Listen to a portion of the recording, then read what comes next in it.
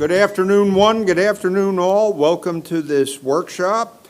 And to get things rolling, we are privileged to have with us our friends and neighbors from Oceana. And we're going to be talking about P4 future base designs with our very dear friend, Captain John Hewitt. Welcome, sir. Thank you, Mayor. First, is it okay if I remove my mask? Yes. Okay, thank you. Mayor Dyer, esteemed council members, Captain John Hewitt here, the CEO of Oceana, thank you very much for having me today. Before I share my remarks about future base design, I have a little bit of a surprise. I was just notified that Council Member Moss, who was the former director of submarine requirements and warfare development for Submarine Forces Atlantic, was recently awarded the Navy Distinguished Service Award. And for those that don't know, this is a very, very rare award where the decision maker on who receives that award is the Secretary of Defense. And every year between 6 and 10 people are considered for that award.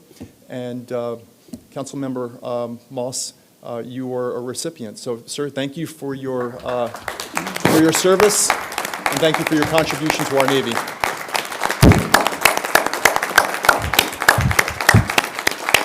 And if I can quote, your former executive director said, after 40 years of service in the entire area he covered, there were very few civilians in the history of the U.S. Navy who have contributed and sacrificed as much as John and his family have.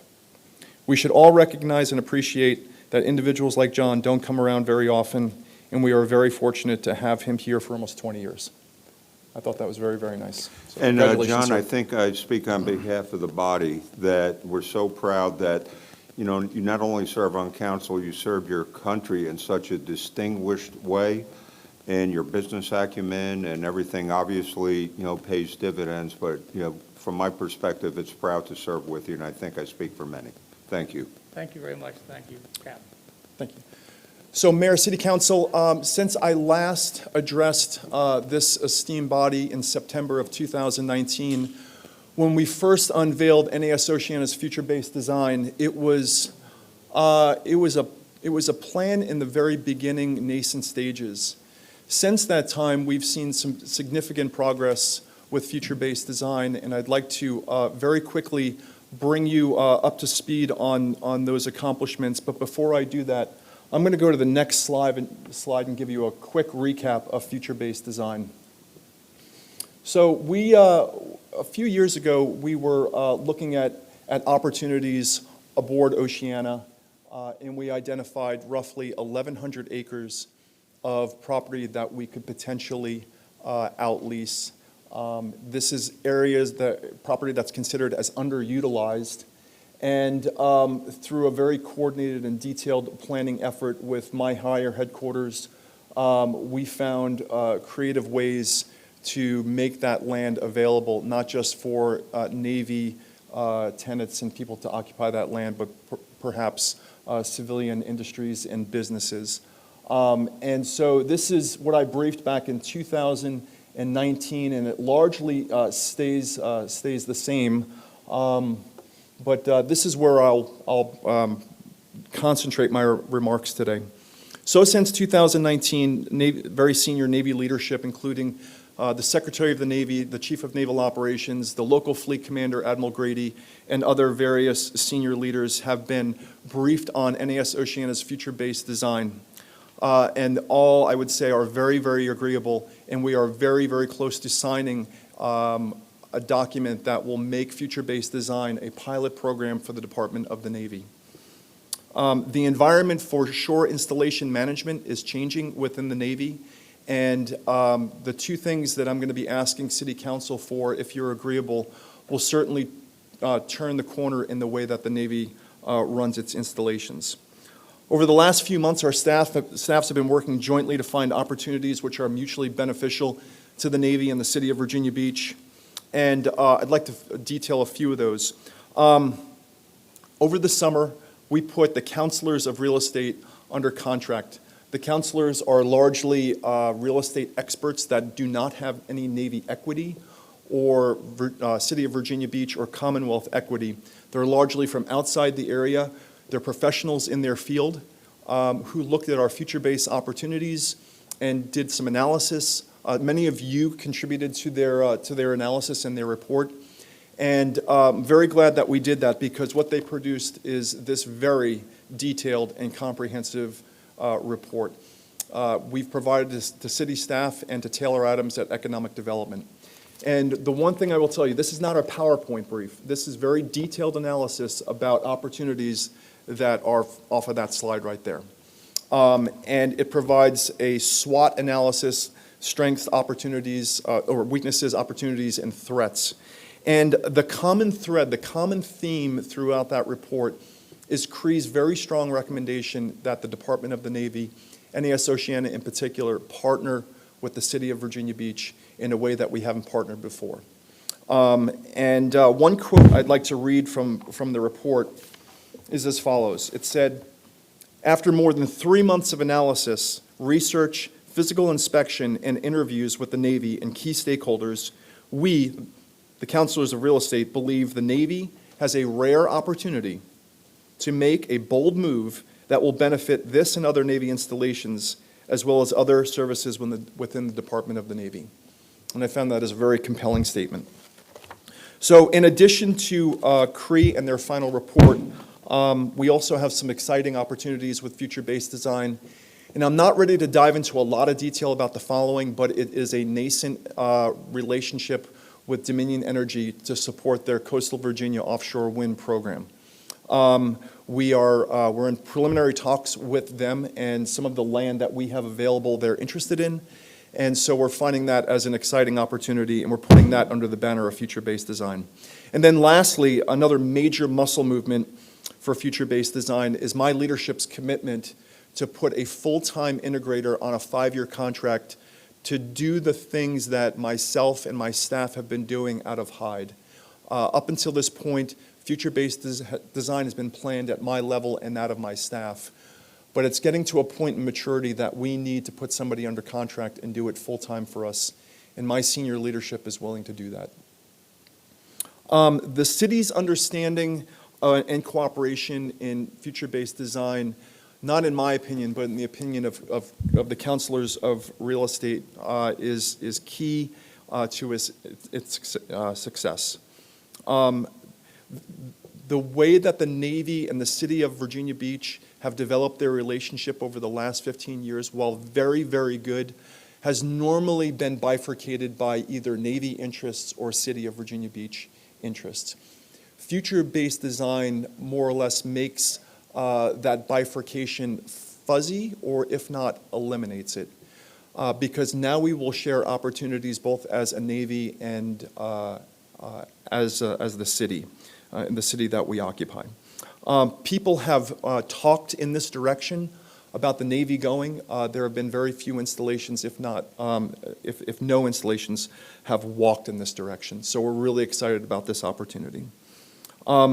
Your support of future-based design will inherently increase the military value of NAS Oceana and its support of the wider Navy mission.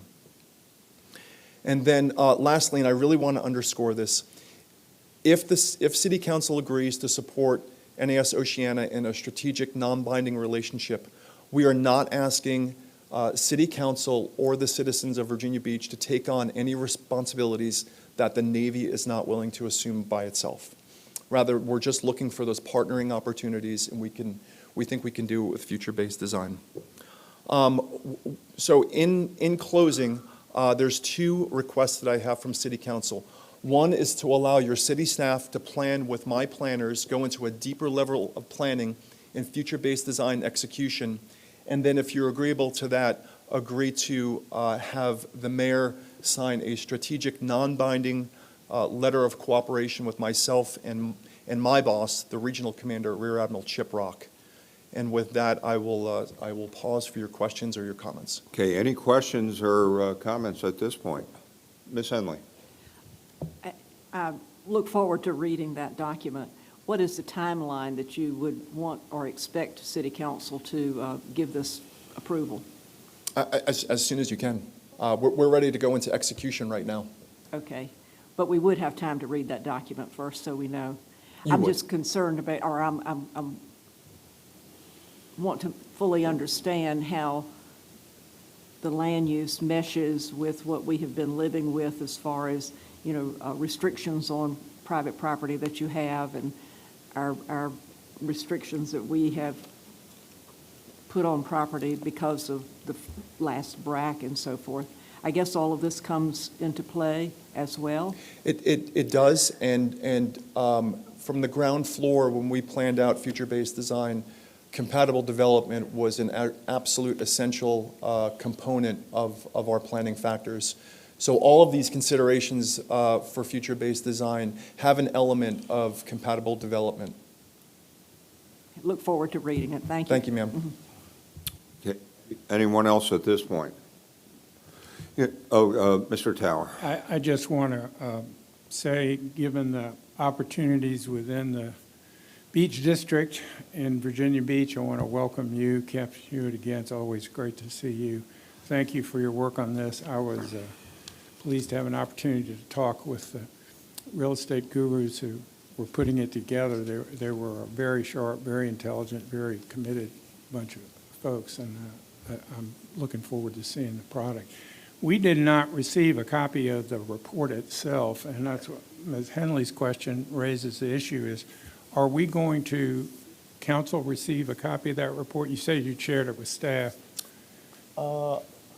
Taylor Adams has a copy, and I believe we shared it with the city manager's office as well. Okay, I was just wondering any restrictions on sharing the report itself. There is none. Okay, well, I think probably it'd be good if we all got a copy of it. Okay. Anyway, thanks. We can forward that to you. We're looking forward to it, and I'm sure we'll move forward together. Thank you. Thank you. Anybody else? Mr. Dehaney, hopefully we can get copies to the council members expeditiously, and we can, act on this, accordingly, but once again, once the council does have the opportunity. But once again, I do see this as an opportunity to even make a great relationship even, more solid. I also had the pleasure of meeting with the real estate consultants, and once again, I think the vision of, change in a positive direction, will mutually benefit us. So if we can get that, and, hopefully we can get an expedited decision that, once the council becomes comfortable with it, and, and then hopefully move forward. Okay. Thank you. Really appreciate it. Thank you, Mayor. Okay, Mr. Dehaney. Mr. Mayor, members of council, the first briefing is going to be Kevin Kilbasa from the Finance Department. He's a principal accountant. He's going to brief you on the city's revenues and expenditures to date from October 31st, 2020.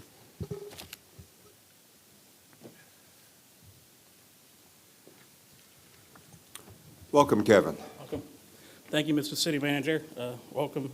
Good afternoon, Mr. Mayor, City Council members. As you said, I'm Kevin Kilbasa. I'm the principal accountant. I do oversee all the financial reporting and accounting for the city. So I'm here just to provide a brief update of the city's general fund as it is through October 31st. As you can see here with this chart, we show the revenue as right now being right around 12% collected to date. Just a reminder here that close to 70% of total revenue, which is in with our real estate and personal property tax, is collected in 2 months out of the year. So it kind of shows the unbalance here, and we see in the glide path how our revenues and expenditures they're not on a linear basis. So expenditures, we have 40% year to date. That includes salaries, all the city operations, transfers to the schools, and things like that. On the next chart here,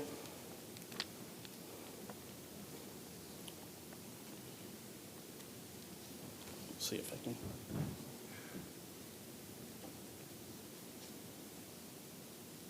Is this? Yeah, if it is, I don't think this is. Thank you. So this is just a breakdown of some of the local revenues of our real estate taxes, personal property tax, other local taxes, how they are comparing to the prior years. As we said with the real estate tax, that does not really come in until December 5th is when the first levy is due, and then in June for the second levy. So as you can see, we've only collected 1% of that so far. Same thing with the property tax. It's at a low collection percentage, but still trending comparably to the prior years.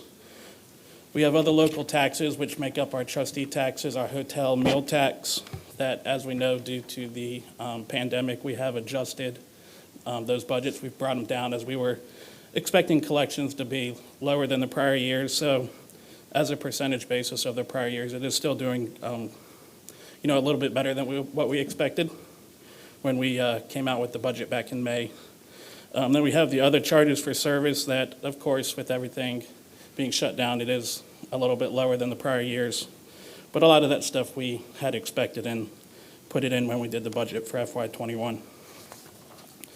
Kind of on the next chart here, I know it's a little bit of an eyesore, but what we wanted to show here were the main trustee taxes and how they have been doing since the pandemic began back in March. You can see with the hotel meal and admissions tax, just want to point out that those are on a 1-month lag. So when we say March or April on the chart here, that is a 1 month more of when the collections were in. So I think the important thing to show here is when we look getting back into October, we start seeing that they are starting to come up more back to how they have been in prior years. So we're starting to, I don't want to say get back to how we were in prior years, but it's definitely trending in a better direction than it was when we were in the middle of the summer. Sales tax, you can actually see that for the month of October, we are at a higher percentage than we were last year. So I think that is showing in somewhat of a positive sign that the collections are starting to come in good. With these charts here, we just wanted to show it kind of a pictorial approach of how the hotel taxes are. We know that in the summer are the peak months. So the blue line represents 2019, and your orange line represents 2020. And as you can see, when we get back down to September and October, they are starting to come back to those amounts that were close to the prior years. For the meals tax, as you can see, there's the big drop in June and July, which represented the meal tax holiday, which was in May and June. So we touched base with the Commissioner of Revenue's office, and we have the amounts for hotel taxes that were missed out on during those meal tax holidays. We got the assessments from the Commissioner of Revenue and determined how much tax that was. So for June, which represented May sales, that was $2.9 million. And then in July, which represented June, would have been $4.2 million without the holiday. So going back here, the next slide, it's the general fund expenditures. And the main thing that I wanted to point out here is, as you can see, the salaries are higher than what they were in October of the last time. But as we are in the October was a 3 pay period. So during October, we had $13 million of salaries that we wouldn't have had last year. So since we're on a bi-weekly, we have months that have 3 different pay periods. So in FY21, that occurred in October, and in FY20, that was in November. So that's kind of where you see that difference between salaries in this year compared to last year. Just another thing to point out for part of these differences is with our new financial reporting system, some of the ways encumbrances are reported is a little bit different, and part of that difference between this year is about $11 million in encumbrances that were reported in 21 that represent obligations due later on in the year. So the next part is our famous glide path, and it just shows the 2 dotted lines are 2-year historical trends, and then the other lines are how we are doing in FY21. So the fact that they kind of overlap and are hard to see is a good point. That means that we're trending comparably to the prior years. So just in summary, like we said, the general fund revenues and our expenditures are tracking comparable to prior years. The trustee taxes, while they still trail the collections of the prior years, are starting to line up into to prior year amounts. And then, as I said, we've got the big collections start coming up, mainly with the first half levy of real estate due December 5th. So the next steps that we have, we will be back here on December 8th to give you our final audited financial statement update for FY20. And then we'll be back in January and February to continue doing these monthly interim briefings. Okay, thank you, Kevin. Any comments? Okay, Mr. Tower, then Mr. Moss. Thank you, Kevin, very much. On slide 3, the other local taxes line that includes sales, meals, hotel, utility, telecommunications. So the comparable figure for fiscal 2020 is almost exactly the same as what we have currently. We know the meals tax and I assume the hotel tax as well is considerably below. How did we make that up? Is it the internet kicking in?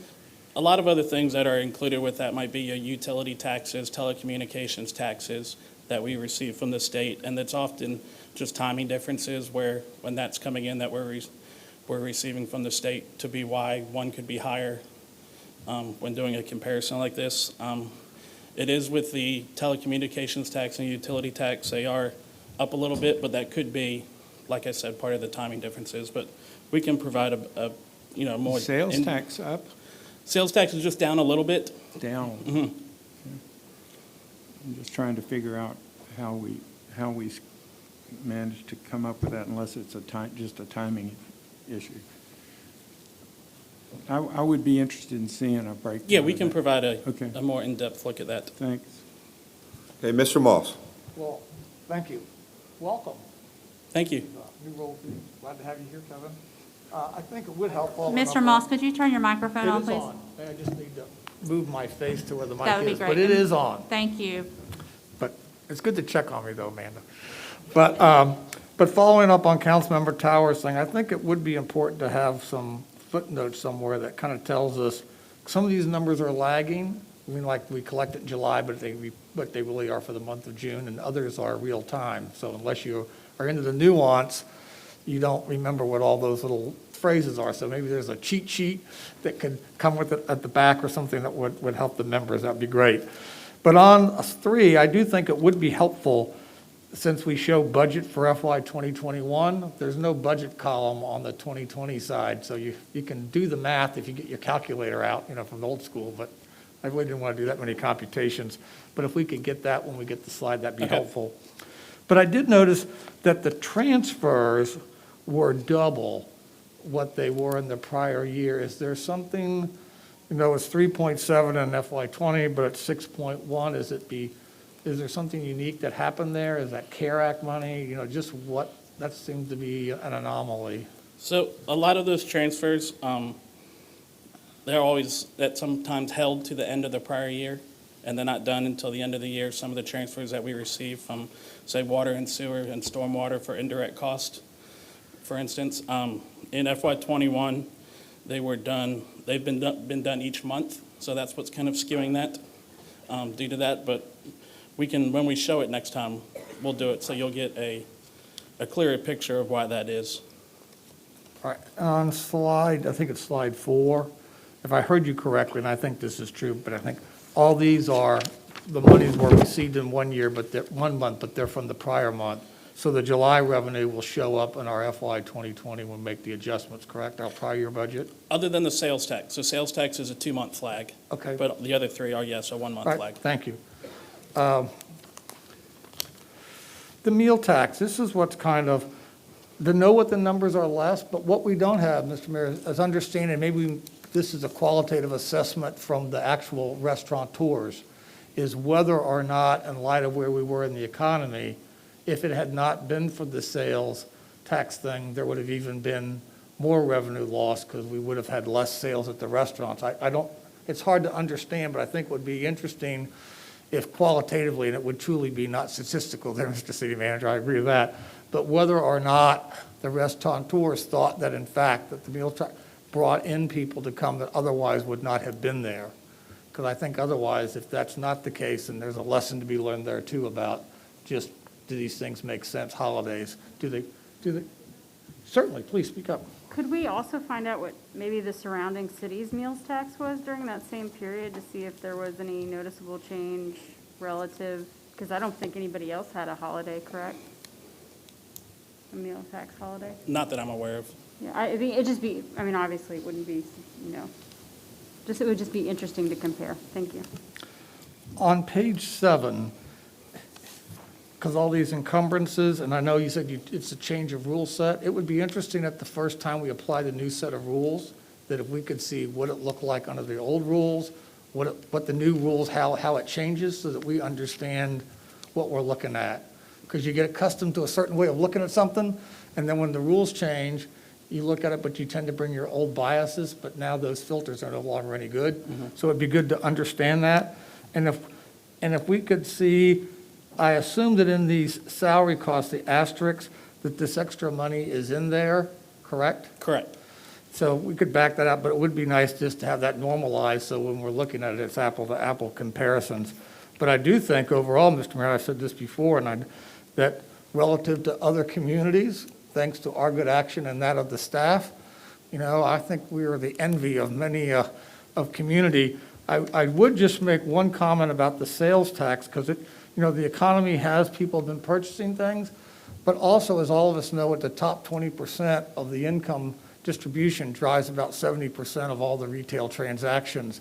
So it can give us, we want to remember what the lady told us from the food bank, that over 13,000 households fall between too well off to benefit from federal programs, but not well enough that they're not in financial stress. So these numbers, while they look good from in terms of what it does for our balance sheet, there are many people out in the community whose balance sheets are not captured here, and there is still a lot of financial stress in our community. But this is overall, I think, a good report of where we are. Thank you very much, Kevin. Thank you. Okay, anybody else? Okay, Kevin, thanks for stepping to the plate, and yes, good news, and thank you and your department for getting this information. Thank you And I very much. concur with Mr. Moss. We did a lot better than a lot of places in this nation, and I think it was due to conservative accounting and policies that we have. So, it's a team effort, and thank you. Thank you. Okay, Mr. Dehaney. Next item will be a presentation by the Budget Director. He will now provide you with an update on our use of CARES Act funding, and also detail staff's request to council to reallocate a portion of remaining funds to reimburse public safety payroll to enable flexibility for use of funds by City Council at a later point. Welcome, Kevin. Good afternoon. Popular name in the accounting area, huh? Apparently so. Good afternoon, Mr. Mayor, Mr. Vice Mayor, Council, Mr. City Manager. Today I'm going to be going over a briefing and provide an update on the first allocation of CARES Act funding that the city received of $39 million back in July. So just for a quick recap of the timeline of the CARES Act actions, in July, City Council accepted and appropriated $39 million of the CARES Act. And there was estimates made at that point in time based on guidance from the U.S. Treasury, based on various categories that were deemed to be eligible expenditure categories for the CARES Act funding. City Council accepted and appropriated those, and there was a December 30th expenditure deadline associated with those. A couple months later, in October, City Council accepted and appropriated a second round of CARES Act allocation from the state, also totaling $39 million. At that point in time, City Council accepted and appropriated that for the purposes of seeking public safety salary reimbursement. That was a updated guideline or guidance based on by the U.S. Treasury, and that was determined to be an allowable use at that point in time. In doing so, City Council was able to free up $39 million of local funding within the general fund, and they then took that local funding and allocated that within a lockbox, a general fund dedicated reserve within the fund balance. Those funds also had a December 30th expenditure deadline. However, because of the council action City Council took, public safety salaries will be able to report out come December 30th that those funds were fully expended for the purpose of the CARES Act on eligible allowable uses. Which brings us to the purpose of today's presentation of talking about the need to begin reconciling the first round action of the $39 million appropriated by council back in July. So this slide here represents an updated estimate of CARES Act expenditures based on the various categories that were outlined as allowable expenditures by the U.S. Treasury. You can see of the $39 million appropriated, It's projected and estimated that 28.6 million of that will actually be necessary and expended prior to the grant deadline, December 30th, which will result in a projected unexpended balance of about $10.6 million that'll need to be reconciled within this grant. Couple of things I want to highlight. In the first allocation, City Council had set aside a $10 million City Council reserve from that pool of resource, from the grant resources, of which City Council authorized the use of about 4.6 million of that in August for the purposes of hazard pay. The remaining 5.4 continues to set in the same reserve unexpended and does represent a portion of the $10.6 million that's unexpended or projected to be unexpended. The other thing I want to kind of direct City Council's attention to is the economic support category. You'll see that little asterisk there. Of all the categories on this slide, that one's the one that's likely to fluctuate the most between now and the point in time of final grant closeout over the course of the month of December. So looking a little bit closer at the economic support category, it was originally estimated that there was going to be a total need of $14.5 million. Based on revised expenditures and knowing what we know, it's estimated that we now are going to only need about $5.2 million of that bucket of resources and allocations. The primary reason behind this appears to be a lack of demand and participation in some of the locally offered programs by the city. It's not that there wasn't a lack of demand or need within the community. It's just suspected that the state and other agencies were running programs parallel. So, for example, in Department of Housing and Economic Development, Housing was offering CARES Act funding for mortgage relief and rent assistance. At the same time, the state was running a $50 million statewide mortgage relief program. The same's true with Economic Development and their CARES Act Small Business Assistance Grant Program. At the same time they were running that, the state was offering a $70 million rebuild Virginia Small Grant Assistance Program. So because of that, we seem to have received less demand for the services of what we were offering as a city. In addition to that, you'll notice that in this slide, there's a category titled Human Services with $1 million that was originally anticipated, with zero being expended to date. So that was really for the purposes of providing utility relief. Human Services was administering the program for water and sewer fund. And at the same point in time, City Council members, in the inclusion of the FY21 operating budget, City Council appropriated $4 million for the purpose of providing and setting up a locally administered and funded program.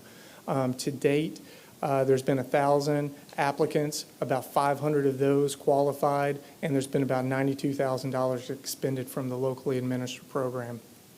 So the reason that the expenditures are remaining over there as opposed to the CARES Act is that the locally administered program had more flexibility and required less paperwork and demonstration on the end of the applicants to have to demonstrate the need of exhausting all other resources, and they were at the point of utility cutoff.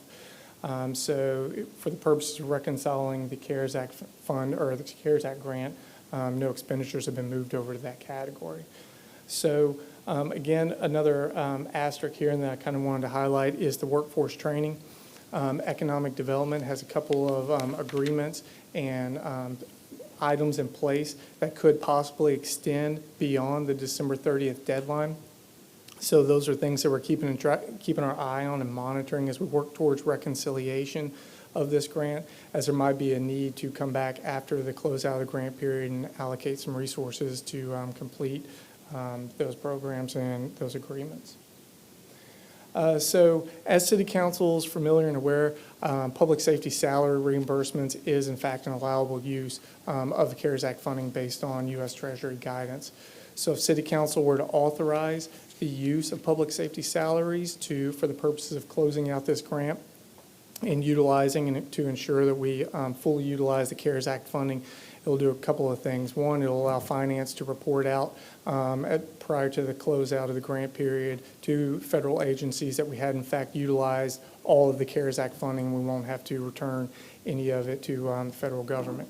In addition to that, it'll also allow those resources to remain in place. Anything that was to be freed up within the general fund, it would allow those resources to remain in place beyond the December 30th deadline.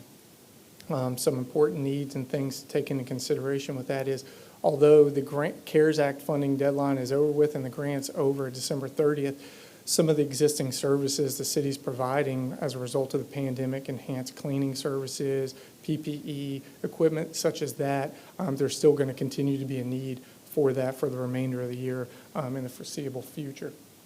So we don't have a exact request or anything at this point in time that the city manager is recommending to redirect anything that's freed up in the general fund towards to fund at this point in time. We're actually hoping that that can be a part of the discussion with City Council at the upcoming December 15th City Council budget workshop. To utilize this or to close out this grant, there's going to be a request on December 8th for City Council to approve an ordinance which will authorize the city manager to make adjustments as necessary and utilize public safety salaries to fully close out the grant and reimburse the city for and utilize all of the CARES Act grant funding. In addition to that, the ordinance will also request City Council to release the existing reserve that they have in place, allowing the city manager to close out the grant, and also report back to City Council based on this action, any freed up funds or capacity generated within the general fund as a result of this action. And obviously, like I just noted, we're hoping to get feedback and guidance on this and be able to hopefully provide City Council with a little bit more updated estimates as we work closer to the closeout of the grant at that point in time of the council's retreat. So some possible options for consideration, and again, this is not intended to be a comprehensive list or all the only possibilities for City Council to consider. This was a list that was generated based on council discussion to date, as well as some actions that were taken by City Council. The first thing to point out is that if City Council approves the December 8th ordinance authorizing the city manager to close this out, anything that's freed up within the general fund without a subsequent action would just end up falling to fund balance at the end of FY21. So it wouldn't necessarily be lost. It would just fall to fund balance at the end of the year. Another possibility to consider by City Council is repurposing the funds from the existing categories and purpose for which they were authorized. I just gave the example of enhanced cleaning services that are needed to get to the end of the year. Some other things that could be considered are some longer-term workforce development programs, initiatives, as I said, economic developments, working through a couple of those agreements now that we believe might just extend beyond the December 30th deadline. Some other considerations, City Council could consider enhancing contributions to United Way or the EDIP Part E program. And based on the September 1st resolution, City Council has been informed of the need within the resort community and the needs and the ask of the TIP fund to support some of those and bolster some of the maintenance needs and efforts within the resort area. As I briefed City Council during the 5-year forecast, the TIP fund has seen a declining in its revenue sources since those are more of the trustee taxes, and it took a significant hit in the current year's operating budget, utilizing $14.8 million of its fund balance. One possible consideration could be for City Council to redirect some of these resources towards that purpose.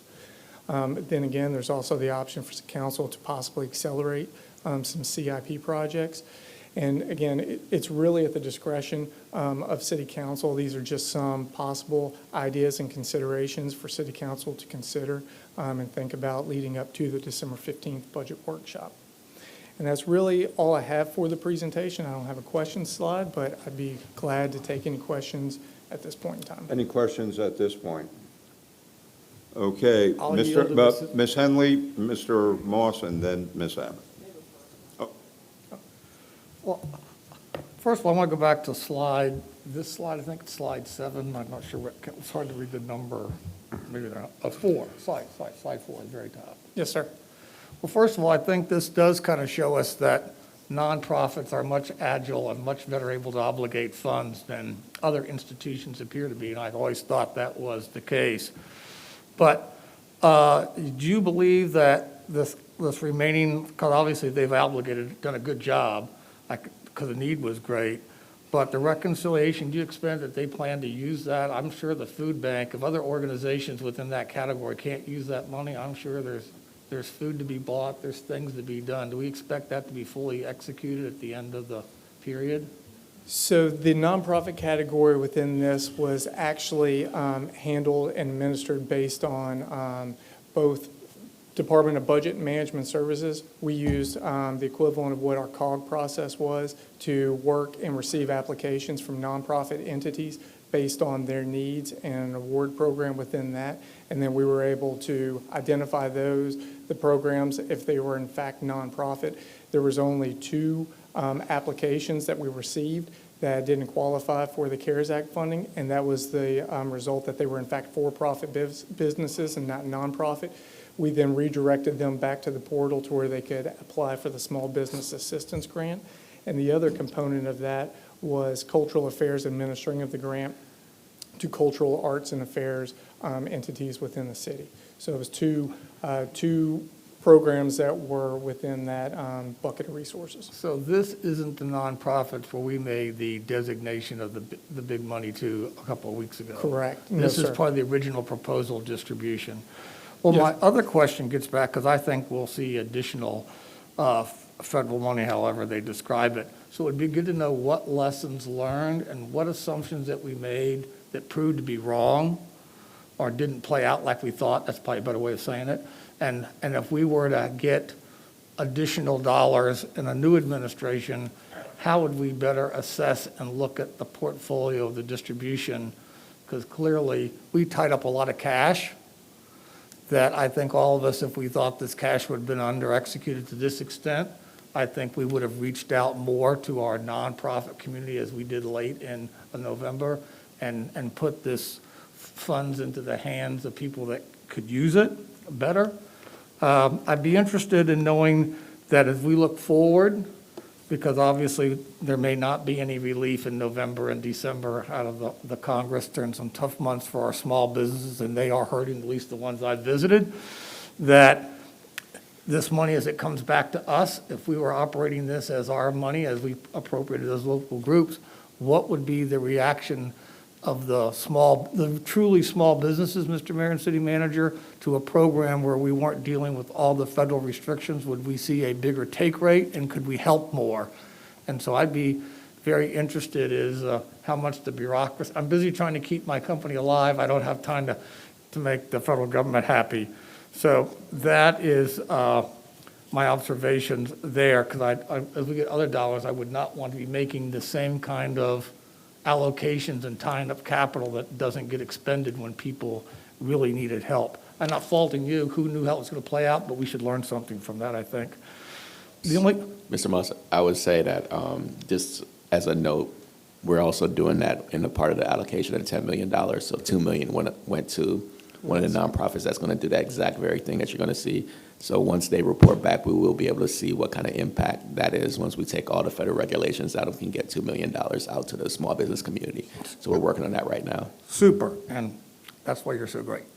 My last observation would just be, and I know we're going to discuss this on the 15th, but one of the things that's not listed here, that's certainly the community's #1 priority, and I know my good friend, colleague, Mr. Volusi would understand, is getting our ditches and our canals, the backlog of maintenance of drainage in our community addressed at a much faster pace. And I hope that would be one of the topics that we would be looking at on the 15th. Thank you very much, Kevin.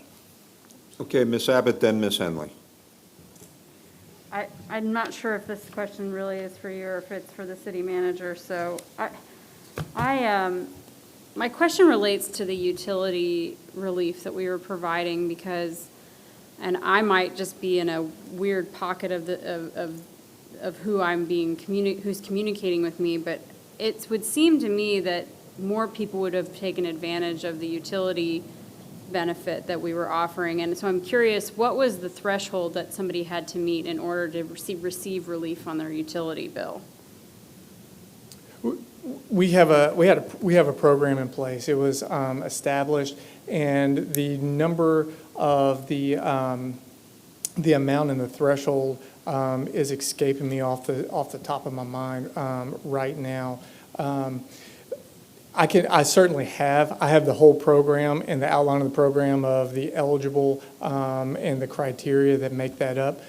Something that is interesting that we're hearing, again, this was an allowable use of the CARES Act funding, and the state has had programs in place as well, where our understanding is they are now trying to work with localities in addition themselves to get the funding out the door from them to the localities for the purposes of providing additional utility assistance relief.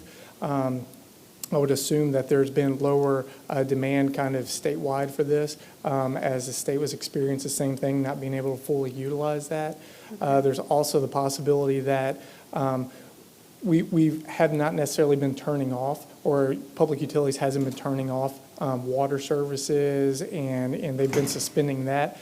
And without that, there might not be the necessity for individuals to actively go out and seek it. And I'm glad you brought that up, because that was going to be my second question. How are we marketing this relief to people? I mean, I realize that our marketing effort is pretty restricted to just basically the water bill, but I mean, if surely there's some memo on the bottom of, if they're in a past due status, we can say, hey, by the way, we're giving money away right now.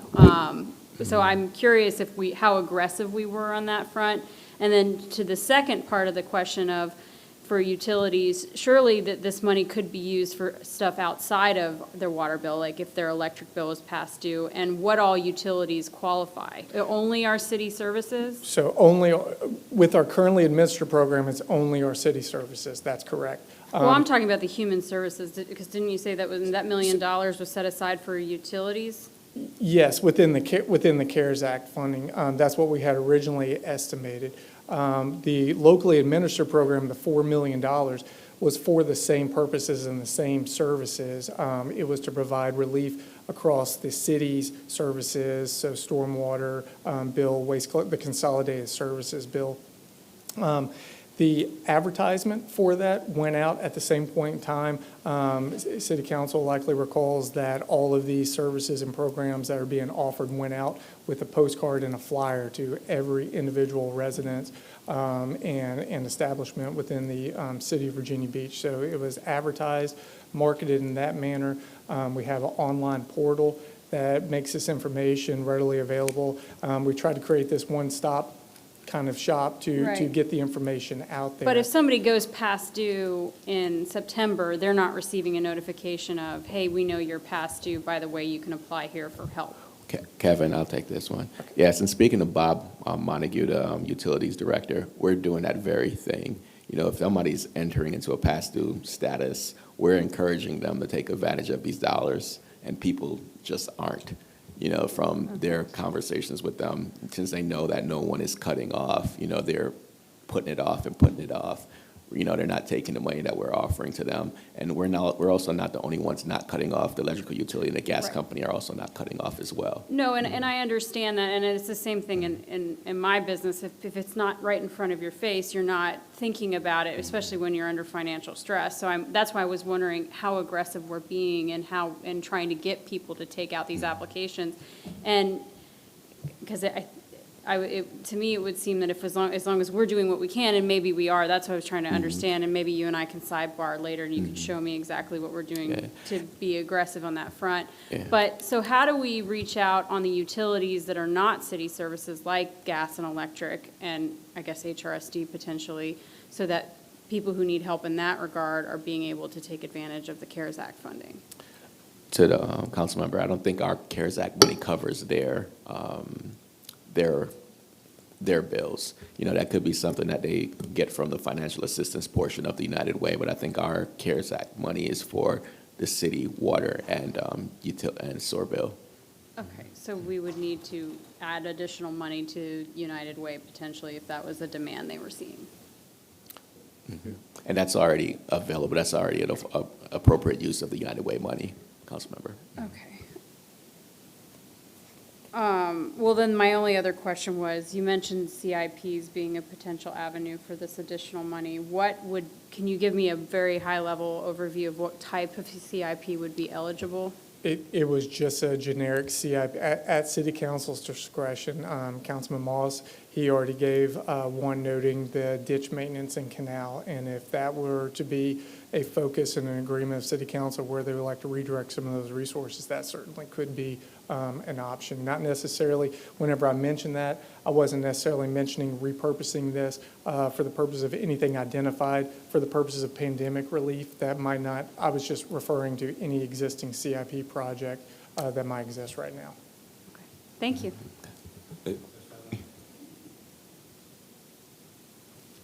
Well, of course, this has been a learning process for all of us because none of us expected this. And when we were looking at all of these things in the spring, we were just reaching for things that seemed to be opportunities to try to help.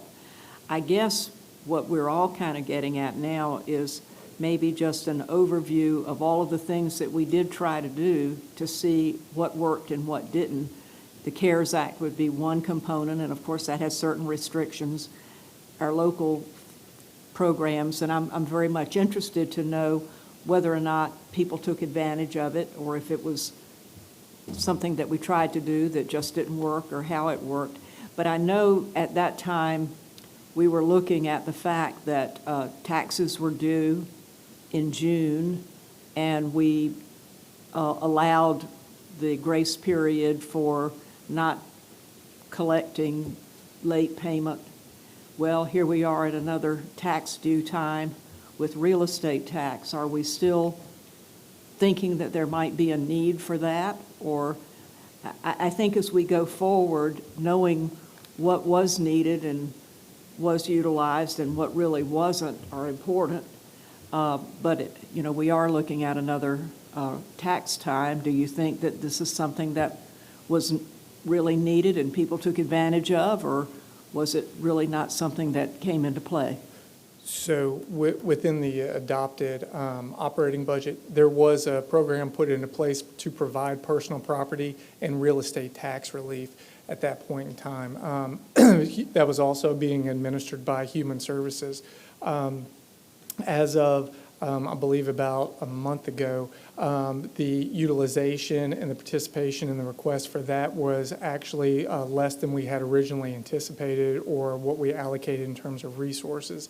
The thinking could possibly be exactly what you were getting at, Ms. Henley, is that the real estate tax bill not going to be due until December again, and if we were to open the program back up closer to that point in time, we actually might see more participation within the program as those tax bills are due. So there are resources that were allocated for that purpose, but I believe it's my understanding, and I'll double check, but I think Human Services had scaled back and wasn't actively taking applications anymore here recently because of the lack of requests and demand for those services. But I'll certainly check into that. Well, that due date is only about a week away.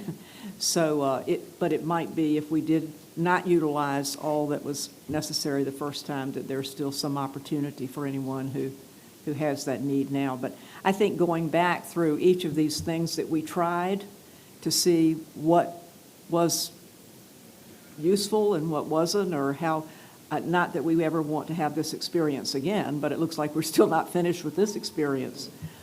So just this recap is very, very good for us to know.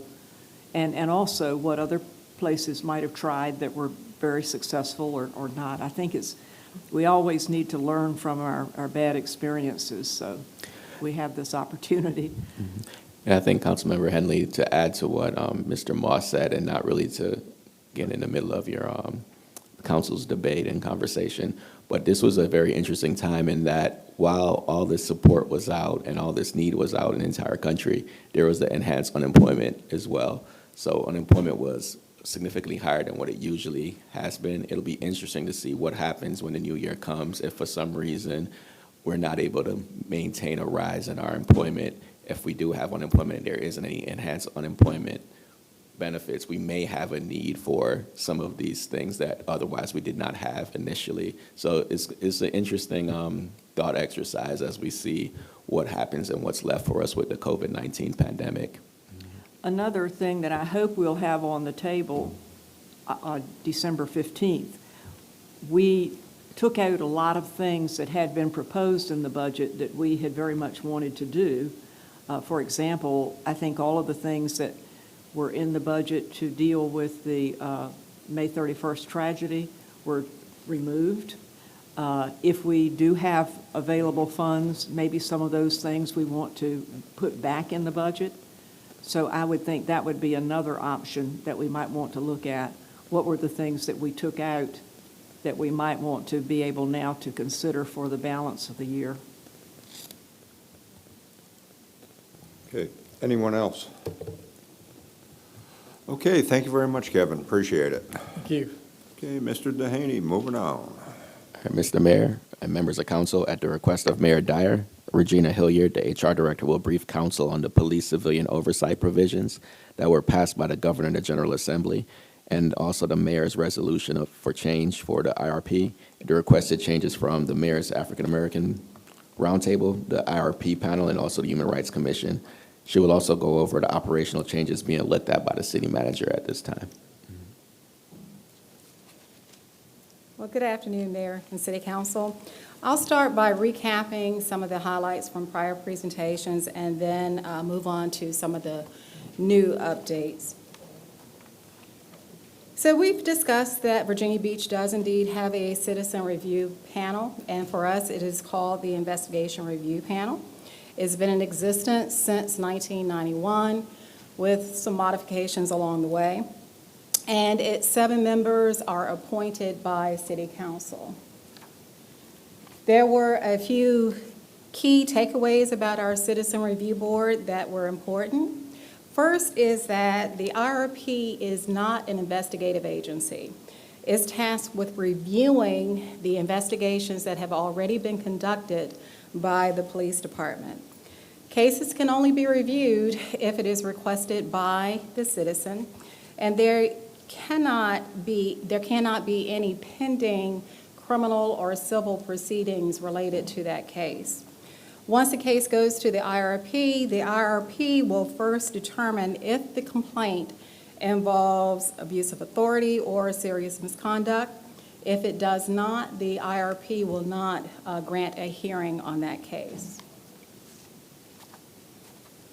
There have been several recommendations from change from all of the entities that are noted here on this slide, and I'll give you an idea of some of those recommendations. There were 2 recommendations that stand out as common among the IRP, the African American Roundtable, and the Human Rights Commission. First is the recommendation that we enhance the diversity of the board. And second is to hear cases without regard as to whether or not the case meets the definition of abuse of authority or serious misconduct. The IRP provides recommendations to the city manager, and there are some aspects of its functioning that are under the authority of the city manager. So the city manager is putting forth several recommendations. The first takes into how the complaint comes into the police department. Citizens may continue to submit their complaints directly to the police department, but the city manager is offering another avenue as well. And that is that the citizen may submit their complaint directly to the city manager's office. The city manager's office already takes into their office various types of complaints. So this would just be another type of complaint that can funnel through the city manager's office. If the complaint does come through the city manager's office, it will be documented as being received, and then it will go directly to the police department for investigation. To help ensure that citizens are aware that the IRP exists, an appropriate campaign will be developed to highlight the panel. This is a recommendation that was also put forth by the IRP. And in keeping with the recommendations of the IRP, the African American Roundtable, and the HRC, we would eliminate that step of determining if the case rises to that threshold of abuse of authority or serious misconduct. And as a result, the complainant would have a full hearing as long as there were no legal proceedings outstanding. For transparency and responsiveness, the police department would be required to provide a written response to any recommendations from the IRP. They would be required to provide that response within 30 days, and that response would be posted on the IRP's website. We did actually already test this with a recent hearing that we held. And the recommendations that came from the IRP were given to the police department. Police responded within the timeframes, and we were able to post their response. And so we found that that process worked very well. And last, in keeping with the recommendation from the IRP and with the approval of the involved citizen, the IRP may initiate a review of a police investigation based on factors such as a public response to a police action. So we're working towards implementing these changes, and unless we hear otherwise from you, we will be proceeding on that. Then we have a resolution proposed by Mayor Dyer. This resolution would change the name of the IRP to Virginia Beach Civilian Review Board. This is to help with clarity, to let our citizens know that we do have a police oversight board and that it is functioning in our city. And this is also a recommendation that came from the IRP. Second on the resolution is to change the membership to reflect the demographic diversity of our city. And as you recall, the IRP, the African American Roundtable, and the HRC all recommended an increase in diversity. This specific proposal is from the African American Roundtable, and it is very close to requirements that are used in the city of Charlottesville.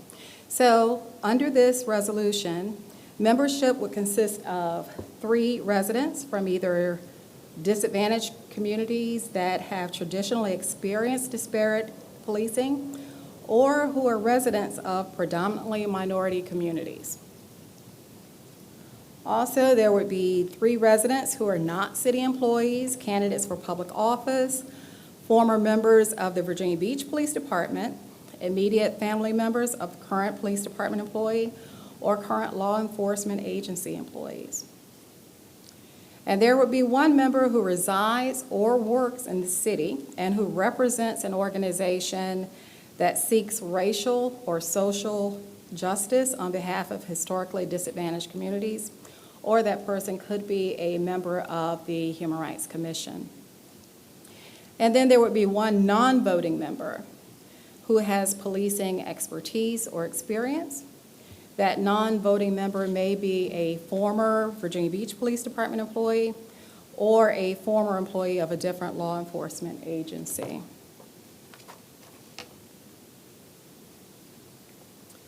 We also have information on General Assembly action that was approved on October 28th of this year. The new legislation goes into effect next July, so July 21. And that legislation allows the creation of a law enforcement civilian oversight body. It does not require that such a body be established. It allows it, but it does say that if you do create one, it has to reflect the demographic diversity of your locality.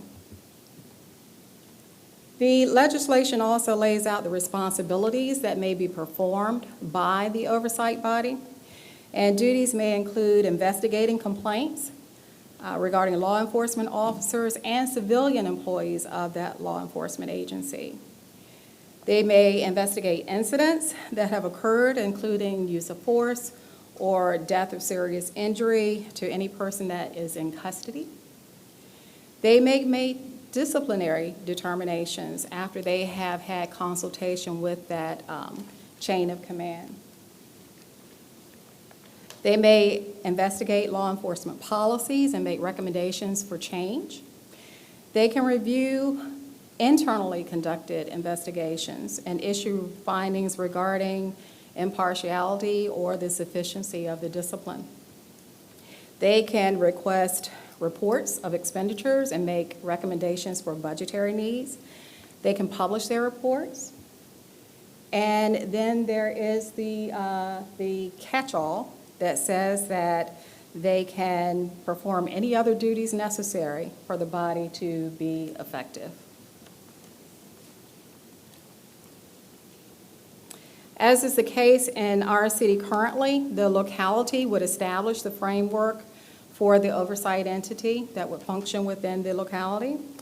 And perhaps due to some of the duties that may be given to the oversight body, including the ability to issue subpoenas, that board or that body may retain legal counsel for itself. All right, so that is the information I have. Do you have any questions? Any questions? Mr. Moss?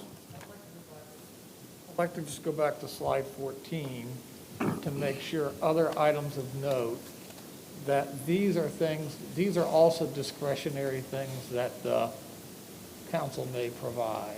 That is correct. Okay, I just want to make sure that people listening, because it went to a different page, and someone might interpret that to mean that, oh, this and then these are standalone items, but these are still discretionary items that do not have to be included.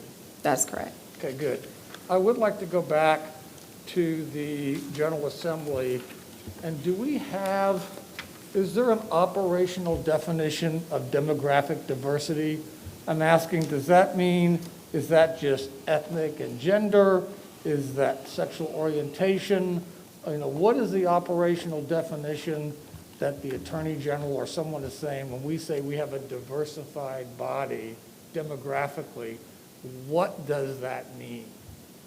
Is it just we have 59.2% Caucasians, we got 19.7% African Americans, we got Latinos, Asians, and that's just a ethnic country of origin or ethnicity, but then there's all sorts of other things that nowadays are defined within So what is the legal operational parameter we're working with?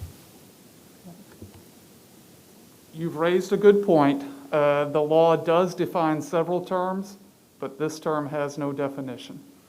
Well, I would suggest as we have a discussion among ourselves that we and get public input, what is it when we look at this group for it to have the legitimacy that we want it to have? What is the operational definition? Because that gets me to line 9, and not to belabor the point, but the one that talks about, this is Mr. Mayor, part of your proposal, and don't take this with any prejudice, it's just trying to understand it. But social justice is like beauty, it's in the eye of the beholder. So, whose social justice are you talking about? So my thought is that these kind of groups, which are not demographic diversity, which is what the law requires, these are now interest groups, advisory groups, like the LGBT community maybe. My thought is that these people should be also non-voting because they're not a demographic diversity, they're really advocacy groups, and I think we want our group to be impartial and not be an advocate for an agenda. So that's just a thought. I do think it is good to have someone with policing expertise. The Department of Defense went through a similar issue with sexual assault. Many of you probably followed the hearings that we had because the issue about could the chain of command really police itself, or did we need to have the Justice Department handling those kind of events? But I do think, Mr. Mayor, your proposal with just a few comments we'll talk about later does allow us to have the oversight that we need, but at the same time maintain the integrity of the chain of command for the police department, which I think is essential for it to function. But but what's the total size we're now talking about? Just to refresh, what will be the total composition of voting members? The total number? There would be 7 voting members and then 1 non-voting member. Okay, so if I look at this distribution, it would seem that that may not represent actually the demographic. You know, are we going to go male, female? That's just one thought, just my thoughts about how we get there. But also, I think we should have a requirement for mandatory training. I think somewhere in there ought to be training. And I think there ought to be, I think people always need to understand their community, but they need to walk in the shoes of the others. So there's probably some kind of police department, so they know what all the rules, they get trained on what the rules of engagement are, like the chief comes up here and tells us. But there has to be a training component for people before they actually sit, so that we know that that they understand what the role is, but also see the place through the eyes of the police officer. So I think we all should have been riding along in all the different precincts. I just think we got to have an orientation and thought process so that we make sure that everybody walks into serves on this board with at least some common set of orientation. It's like boot camp. You know, you go to boot camp and everybody kind of gets what the job is, and they build a team there, but they also understand what their mission is, and also what they're trying to make sure that they do. But if you don't understand the thing you're reviewing, you're probably going to be frustrated. I think that's just a thought. I don't know. I'm not saying I have the answer, Mr. City Manager, what that training should look like, but I'm sure we're not the only community. Maybe Charlottesville has something like that, but or Atlanta possibly even. We got to look at how we make sure that people aren't just walking into this thing, but they're getting trained and understand what they do. And as I said before, I'm not opposed to a group having the ability to seek legal counsel. I think that'll be through the city attorney, but if they think they need something separate, then the city attorney could come to us. But I do think it's appropriate for this board to have access to the city attorney's office, and if they think they need something more than that, then the city attorney and the board could bring that to us. Would the chairman be designated by us, Mr. Mayor, or do you see the group picking their own chairman of this group? Yep, go ahead, Regina. The way that it is currently set is that the body would determine who the chair would be. They would vote in their chair, so we could have it continue to be that way. No, I think that's best. I just wanted to make sure what was actually being proposed, so I would understand what it was. Thank you very much. Thank you, Mr. Mayor. And Mr. Moss, I do echo a lot of your sentiments that I'm going to reiterate once I make my statements. Okay, Mr. Tower, Ms. Abbott, and then Ms. Henley. Thank you, Ms. Hagan. I don't know whether you or the city attorney have done this, but if you haven't done it, I would appreciate your doing it and letting me know.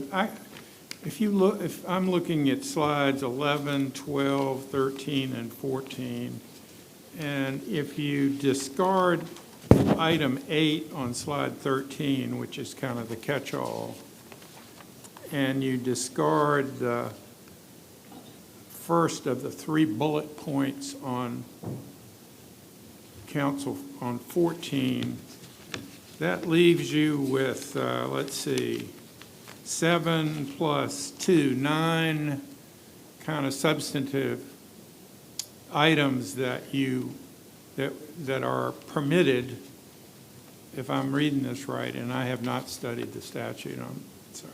If I'm reading this right, it looks like there are 9 separate points here that the duties may include. It's clear to me that numbers 1 and 2 are included, but I'm less sure about any of the others, of which ones are actually included in the proposal that you would that we're suggesting. I'm a little confused with the number of inputs and what the actual, whether this is the proposal, the mayor's proposal, but I'm just generally, what are we talking about here? How many of these items are we actually including in the plan? So right now, we have the mayor's proposal on the table. The mayor's proposal, the proposed resolution had 2 parts to it. That was to change the name, and that was to change the membership so that it reflected more diversity. So the mayor's resolution had specifics related to what the membership would consist of. So they did, the mayor's resolution does say 3 residents from disadvantaged communities, 3 residents who are not employees. So it goes to the makeup of the commission. Exactly. So those are the 2 parts of the Which are resolution from the mayor. not included in any of what I've just asked about. Right. That, the subsequent information that started on slide 10 was strictly from the General Assembly action. That was permissive language that was put forth by the General Assembly. So if the answer to my question, and is that other than items 1 and 2, which seem to me clearly to be in the current system that we have, and there are really no suggested changes to that, there's changes in the name. I haven't gone back and looked at the city manager's input issues, but I'm just looking at what I'm trying to see how we're looking, using the General Assembly's permissive language, what anyone has, whether it's the General Assembly, the African American Center, has anybody got on the table that includes more than what the mayor and the city manager are asking for? I'll tell you, at this point, if I could, address this. I think part of the things that, especially with the civil unrest that we had and what's been going on nationally, we did want to make a response. And part of this response is to increase the transparency and the communication between, community members and our police department. And we got a very good police department, and we will say that, highly trained and moving forward. But when we reconstituted the African American Roundtable, one of the things that we solicit suggestions, from the community, but ultimately the policy comes to us. And, in the attempt to at least start a conversation and move the ball forward, Rod Ingram came to our meeting and a couple suggestions were out there. Now, there are groups making recommendations, that are germane to what the legislature is doing, but then there are other considerations too out there, why they may not be necessary or they may not be, helpful to what we're trying to accomplish. And the fact that we have a couple considerations, right here. First of all, we have a new manager and a new police chief that obviously are going to be, impacted by any decision. So, but once again, to at least get the ball rolling forward, and to speak in all clarity right now, that we have to do what we need to do it in a great way. But once again, we got to think about and obviously transparency is going to be paramount going forward. But once again, when we talk about the police department, how they would view the type of oversight from an external organization like this, but also the fact that are we going to undermine the role of a police chief by allowing an outside group to impose discipline and things of that nature. But my recommendation is that we put together, we have an IRP system right now, but there was agreement that, it can be improved and enhanced. And I think that's the direction that we should go.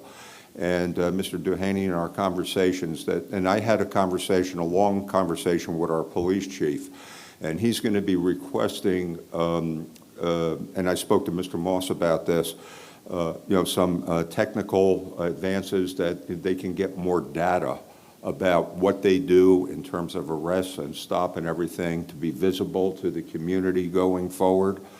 But once again, this has to be a collaboration, not only with our community, but with our police department. And I think going forward that, we start these things and, just to get the process going, get the composition of the board. And the other thing is I wholly concur with Mr. Moss that, every member that serves on this board should go through equivalent of the police, Citizens Police Academy, and ride-alongs are going to be essential. And then once we get that, and then we can have those conversations. But as of right now, my recommendations at this point, are limited to the 2 points here to get things going. But then, once again, give the new police chief and Mr. Doheny time to absorb the situation, work with the community, work with other things, and then proceed accordingly. But the idea was just to get this thing moving forward at this point. Yeah. Let me make it clear that I am not advocating for any particular point in here. I'm in the interest of transparency. I just want to make sure I understand what we are doing and what we're not doing at this point, or what the proposal is. And so citizens understand that too. And this is what's laid out in the law in terms of what's permissive. I just think it's a useful exercise to see where are we now. I think there's some other parts of this that would probably be non-controversial. There may be, probably are, I'm sure there are some that would be much more controversial. All I was trying to do was set a standard of where are we now on these. And if somebody could just answer my question, whether there's anything different other than items 1 and 2 that and what the state has allowed and what we're doing now with regard, does the current IRP, which we're not changing, we're changing the name, but essentially not changing its duties, does it have any of the duties other than items 1 and 2 on slide 11? Regina, So- wasn't the mention about what the enhancement with the city manager's office in terms about that being a conduit to the system and reporting back and with timelines and the enhanced, in other words, the triggers going forward for a review are going to be, better, Right. they're going to be able to look at more things, that type of thing, Guy. Yes, and the recommendations that are from the city manager as well as the proposed resolution from Mayor Dyer, they do not change the inherent functioning of the IRP. The IRP would still remain a review agency under both of those elements.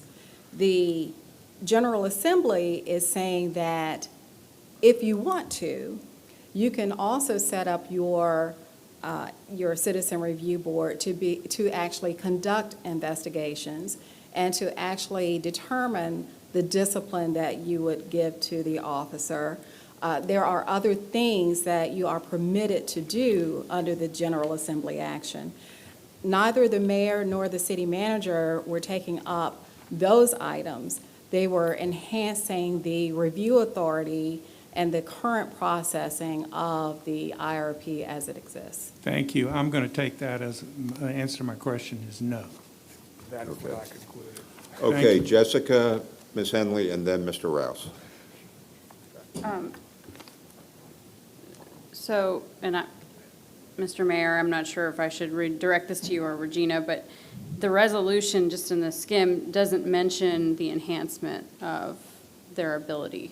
Is that going to be changed, or is that not needed in the resolution? Their enhancement of their ability to, To choose what to review instead of having to have the request, or did I misunderstand? so in the city manager's recommendations, the city manager recommended that the board would have the authority to automatically review an investigation even if the citizen has not requested it. That's from the city manager. And the city manager also put forth that the board would be able to hold a hearing even if it does not rise to the level of the abuse of authority or serious misconduct. Those are both from the recommendations from the city manager. So that would theoretically be a separate resolution? Or it Or could- is that Administrative. something It- you it can could be do without action. us? Okay, that's what I was trying to understand, if it required our action or if it was, well, if everyone's agreeable to it, my personal preference would be that we adopt it as one item, but If the board we appoint, I think we should be describing and defining what they can and cannot do. But regardless of that was just something I noticed was, we were talking about it, but it wasn't on this paper that the mayor passed around. Have we given any thoughts to what type of budget will be necessary to make any of these enhancements? Are we anticipating any dedicated staff? Or what, I mean, obviously, I think there's an appetite for providing some form of training to the members that serve on this commission, what that training would potentially cost. Are we talking about a potential stipend to people who participate? Presumably, this could be a very time-consuming commission. I'm just curious, is there a budget figure on what the current panel uses within cities? Do they have like a designated line in the budget? I guess, can I get a little more information on that? Just to clarify a couple of things, the recommendation that the manager that I'm adding are the recommendations that came from the IRP itself. So the IRP asks for these additional duties and these additional roles, and these are things that are, and Mark could probably correct me if I'm wrong, but the ordinance that currently ordains the program allows these administrative things to happen. There's currently, what we're proposing now is budget neutral. So right now, one of the recommendations that we're proposing is that the community liaison officer in the city manager's office, Nancy Bloom, is serving as a liaison and a concierge for some citizens who may want to bring their complaints to the city for any kind of issue. Sometimes some of those issues are police-related issues. She catalogs it and then notifies the police department and keeps tabs on it, similar like what she does for other departmental issues. So what we're proposing right now is budget neutral, and really where the recommendations I'm providing are the recommendations that came from the IRP itself on what they thought they could do to kind of enhance the program. They're currently not anticipating, based on the trends over years, that it wouldn't be a significant amount of additional work. However, it may show itself that there may be an uptick. If there is an uptick, then we'll bring that back to council to determine if there's any kind of budget impact. But right now, what we're proposing is budget neutral. Okay, but if we were to discuss training, there would be additional cost in providing that training to the board members, presumably. It'll be something that would be absorbed, and it'll be nominal. Probably wouldn't even be a budget hit, because it's something that the police department already does, and as it relates to the Citizens Police Academy, so they could absorb them in the current membership of the class that they currently do right now. I think they have several of them a year. Okay, and so since what we have currently, do they have the ability to publish their reports publicly? Yes. Okay, I thought so, but I wanted clarification. Thank you. Okay, and my apologies. I had Mr. Wood and then Ms. Wilson in queue. And then I'll go to Ms. Henley and then Aaron. Well, thank you, Mr. Mayor. First off, I wanted to say I completely agree with, and I wrote down what Mr. Moss said about discussion and how the discussion is the important part of this. And it's nice to hear people talk about how we're going to do all this stuff. I would point out a couple of things that I think are important. Number one, by my calculation, we have some 31 meetings between now and July 1st, plus or minus, where we're going to have the ability to tweak this sort of thing. So it's not something we have to work on right now. I was trying to do the math that Mr. Moss mentioned regarding the diversity component, and that was difficult for me to get to that with only 7 because of all the percentages on that. And honestly, just as I go through all this stuff, keeping in mind nothing substantive can be done prior to July 1st, other than the things that the manager's already doing and the few things that the mayor has decided to do, and I think those are all certainly good. But I think we need to take time to see what the community wants. I think we need to take time to see what this body wants. As several people mentioned, we have a reasonably new city manager. I don't know how long we keep calling him a new city manager, with experience with the Citizen Review Board in his city. We have we can say new police chief, who's got experience with the Citizen Review Board in their city. So I think both of those folks have corporate knowledge that would certainly be helpful to us. I would also point out, while we doing this, I'd gone back and found an email that Regina had sent me, giving me a breakdown of all the the cases the IRP has investigated. And I would point out that regardless of all the training and everything that we want to do here, we have an extraordinarily low number of complaints to begin with. The IRP goes anywhere from 0 to 10 cases a year. Seems to average about 3 to 5 per year based on the last 20 years or so. So that's a good problem to have. So I would, my suggestion would be, while I certainly think the conversation is good, and I'm not trying to stifle the conversation, I don't think we're going to solve this here today. I think this is something that we need to move forward on in a very determined process so that we all can work together on it. I think we've got great assets with the city manager and the police chief who can give us a lot of really good detail on this. I mean, I would suggest that we task the manager, and he could task his chief, or however he wants to do it, to come back with a set of recommendations based on their experience and that sort of thing, you know, sometime within the next 90 days or so, because again, we have 219 days before we can really do anything on this. So that would be my recommendation, Mr. Mayor. Some very valid points. Ms. Wilson? Thank you. I also want to compliment John's remarks, and I agree with what you said with the training, and I was going to comment what Jim's talked about I really can't figure out the math and the demographics on that many people and the percentages of the demographics. So I would really like the staff to look at our demographics and figure out a true game plan to reflect what the demographics are of our city. If according to your resolution, you want to ensure that the membership reflects the demographic diversity of the city. So I'm not sure if this matches up what this says. So if we can get a better picture of that. I'm not trying to. No, I totally agree. I just can't, I can't figure it out. So, and then I had a couple of other questions about what about the current members that are on there? What happens with them? And are we going to look into having council liaisons or liaison singular, whatever, how the council reflects it? And I think Jessica raised a good point. I don't think they have many cases, but sometimes when they do, the cases can be long. And I know the personnel board, maybe that's something else we need to look at because their cases can be 14, 15 hours long. You know, maybe we need to look at some type of, it's never to be paid, it's still pretty voluntary. And it's never going to reflect the true cost of their volunteerism, but maybe there should be some type of stipend besides just a sandwich. So that's just my comments. Thank you. Thank you very much. Very well stated.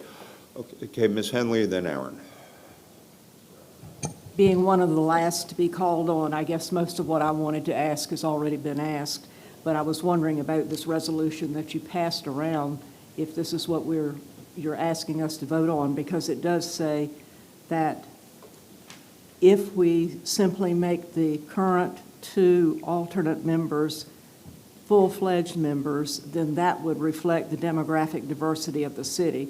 And I just wonder if that is in fact the case, and if that means that we would keep the additional members and then just make the alternate members of full-fledged regular members.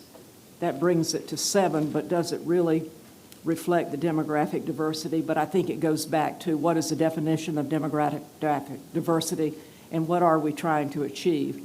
So I just didn't know about this resolution that was passed around and how it reflects, but that's fine. Okay, if I could say this, if it's not really printed well on it, it does say draft on it. And one of the things I was asked by several members of the African American Roundtable to at least bring it forward for discussion.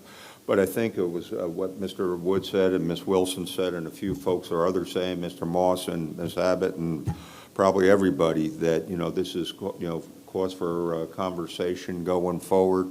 And we want to do it in a right and balanced way that, you know, recognizes the community but also appreciates our police department. Mr. Rouse. Thank you, Mr. Mayor. I want to offer somewhat of a different perspective. I think, obviously there's a lot more work to be done, to be had. And I listened to my colleagues state, this is something we don't have to do immediately, that we can take our time on. Does this body not see what's going on in the country today? Do we not recognize the sense of urgency that we need to have when it comes to the social justice issues, not only in our city, but in our nation? Do we recognize that? Because I don't think we do. This is something we need to work on continuously with a sense of urgency, along with our police department, along with our new police chief. And by the way, my hat goes off to him for being so responsive and attending our communities. We were just at Twin Canal this past weekend. But I digest. But we need to have a sense of urgency with this. This, with all due respect, with everyone who's worked on this and sat on the panel, and I commend the work, but a 21-line resolution on something that's so important, that's general, where's the specifics? And when you look at it, and we vote and pass this resolution and say, are we really going to tip our hat to say we just changed the name? We just added a couple members? No, come on, man. That's not it. This deserves more attention.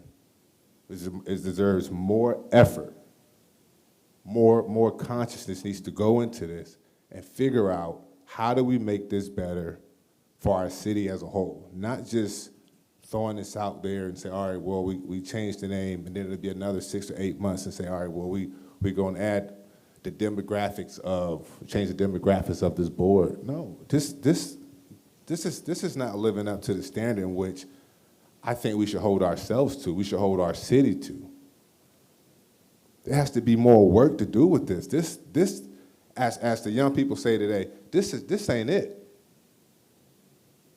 This is not gonna cut it. And to sit around this body like all of a sudden we're proud of this, I'm not proud of this, because I know there's more work to be done. And I know we've always been saying, okay, we have to do more work, but it has to be done with a sense of urgency. This issue is real. How many times are we gonna look at our minorities in our city and those who are facing social justice issues and say, well, we'll get to it eventually? So that's what you're telling them. That's what you're telling us. We'll get around to it. Our city managers knew, our police chief knew, we'll get around to it. No, we can start today. We can have those important meetings today with all the stakeholders.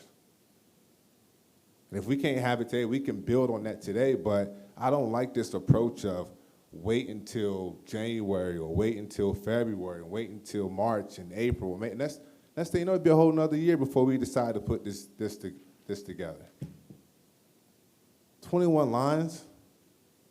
I should be ashamed of ourselves. What steps have we taken to address the social issues within our own city? And don't say the disparity study, because that was a fight too. It was a fight to even get the recommendations in the disparity study inside the budget. That was a fight. What's next? No, I don't approve of this. Mr. Russ, I do appreciate your comments, but please understand things from the perspective that we have been meeting with the African American Roundtable and some other stuff, and this does have draft on it, and it is designed to at least start the conversation before we start getting. With all due respect, Mr. Mayor, I myself am an African American that grew up in this city. That understands the plight of African Americans within this community. We talk about, well, our numbers aren't that high when it comes to complaints for our police officers. Well, they aren't that high because we just understood, we had a meeting not too long ago, that the process in itself was flawed. We have a fine police department. I go on record many of times and said that over and over and over again. I think we have a very fine police department, but that's not to say we don't have work or room to improve and progress to improve. That's where we have to hold ourselves to, is how do we make our city better? If there are people or communities within our city that say we don't have a voice, there are certain issues you guys aren't addressing, how do we improve that? How do we make that better? How do we progress and take that next step together? It's not about downing our police department. It's not about, ignoring people within our community. It's about bringing people together. In order to do that, you got to face the problems that you face together. This right here, this deserves more effort and more attention. And the more attention doesn't mean that somehow our police department is not the finest in America. It doesn't mean that somehow we're trying to take power from our chief of police. No, what it means is that we recognize that there is an issue within our city and we want to address it. Be proactive with it. We can do better. I know we can do better.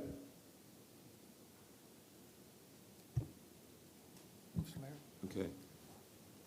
Okay, Mr. Moss, wait a minute, Ms. Wooten and then Mr.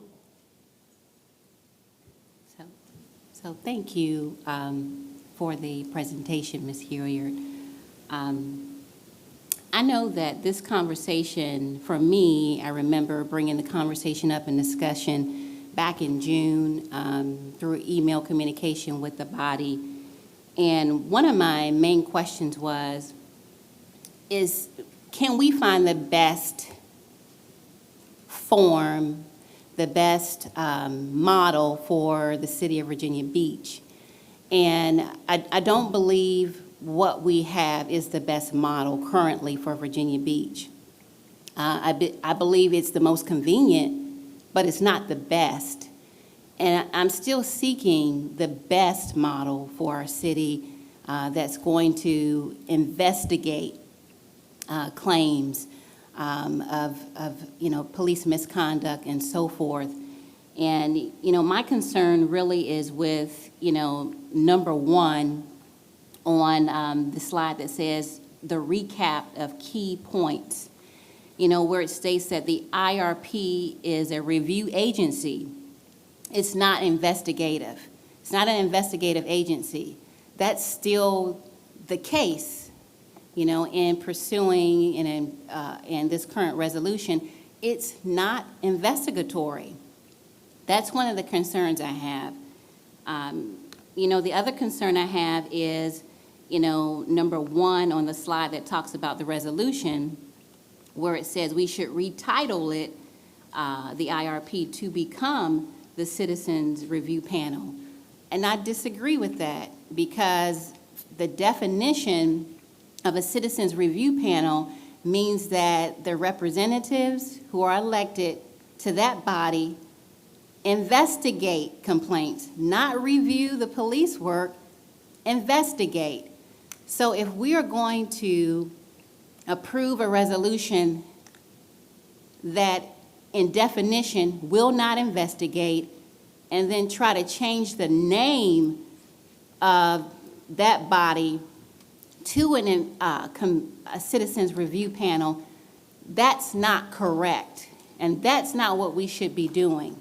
Now, if we want to say this body, the IRP, will investigate, and it will have some oversight duties, and it will have a budget, and it will have a staff, like a effective Citizens Review Panel should be, and then we can look at changing the name. But right now, we can't do that. We do have, as been mentioned, the ball is rolling, but that ball needs to roll a little bit further, farther, and deeper, because we have much, much work to do here, and changing the name is not going to change the outcome. How many times do we know that continuing to do the same thing the same way, expecting different results won't work? That's insanity. You have to change. For the IRP, if you want it to be effective, we've got a lot of changes to do, and it can't just be changing the name. We've got to add a budget. We've got to add staff, for training. We've got to have a community discussion. And it's true, we have brought in the African American Roundtable, the Human Resources Commission, or Human Rights Commission, and I think it's important to note, are the African American Roundtable group, are you here today? Could you stand, please? Now, I was in meetings with the African American Roundtable, and we've had discussions, but I do not believe all of your recommendations, and a very important part is not in this resolution, from what I understand. Okay, so could I have someone from? No. Okay, well, it would Panel suffice to vision. say, they said no. So I was in the same meeting with them, and I do know that some pertinent details are not in this resolution. And so since they can't speak for themselves, I will speak for them, and I let the record show they said no. Pertinent details are not mentioned here. And so from what I'm hearing, we definitely need training. We've got to do more work. I would like to see a comprehensive approach to this. I would like to see, number one, bringing in that facilitator to help us, because we need help with this process. We need the community's input. We need a facilitator to come in. And we also need to bring in and adapt what the General Assembly has provided for us, because as already been mentioned, we have not even included what the General Assembly states that we may include for such a civilian review panel. And I think it's important that we look at what the Virginia General Assembly has done, the steps that they have taken, and we need to include that information into a resolution. There needs to be a comprehensive approach. I'd like to see that happen. I am happy to author a resolution that includes all of that information, because there are community residents and residents from the community and community leaders who have reached out to me, and I know they've reached out to you by telephone, by email as council members. And, October 20th, we received a memo from some citizens who said, we want oversight. And this information was passed out to the body. Everyone, most of all, I believe, received a copy. And if you haven't, I have a copy of it. And it said, we want oversight. We want investigatory powers for a citizens review panel. And so with a discussion that started with the community, I think we need to ensure that the community is involved in the process, that their input is involved in this process, and that it's comprehensive.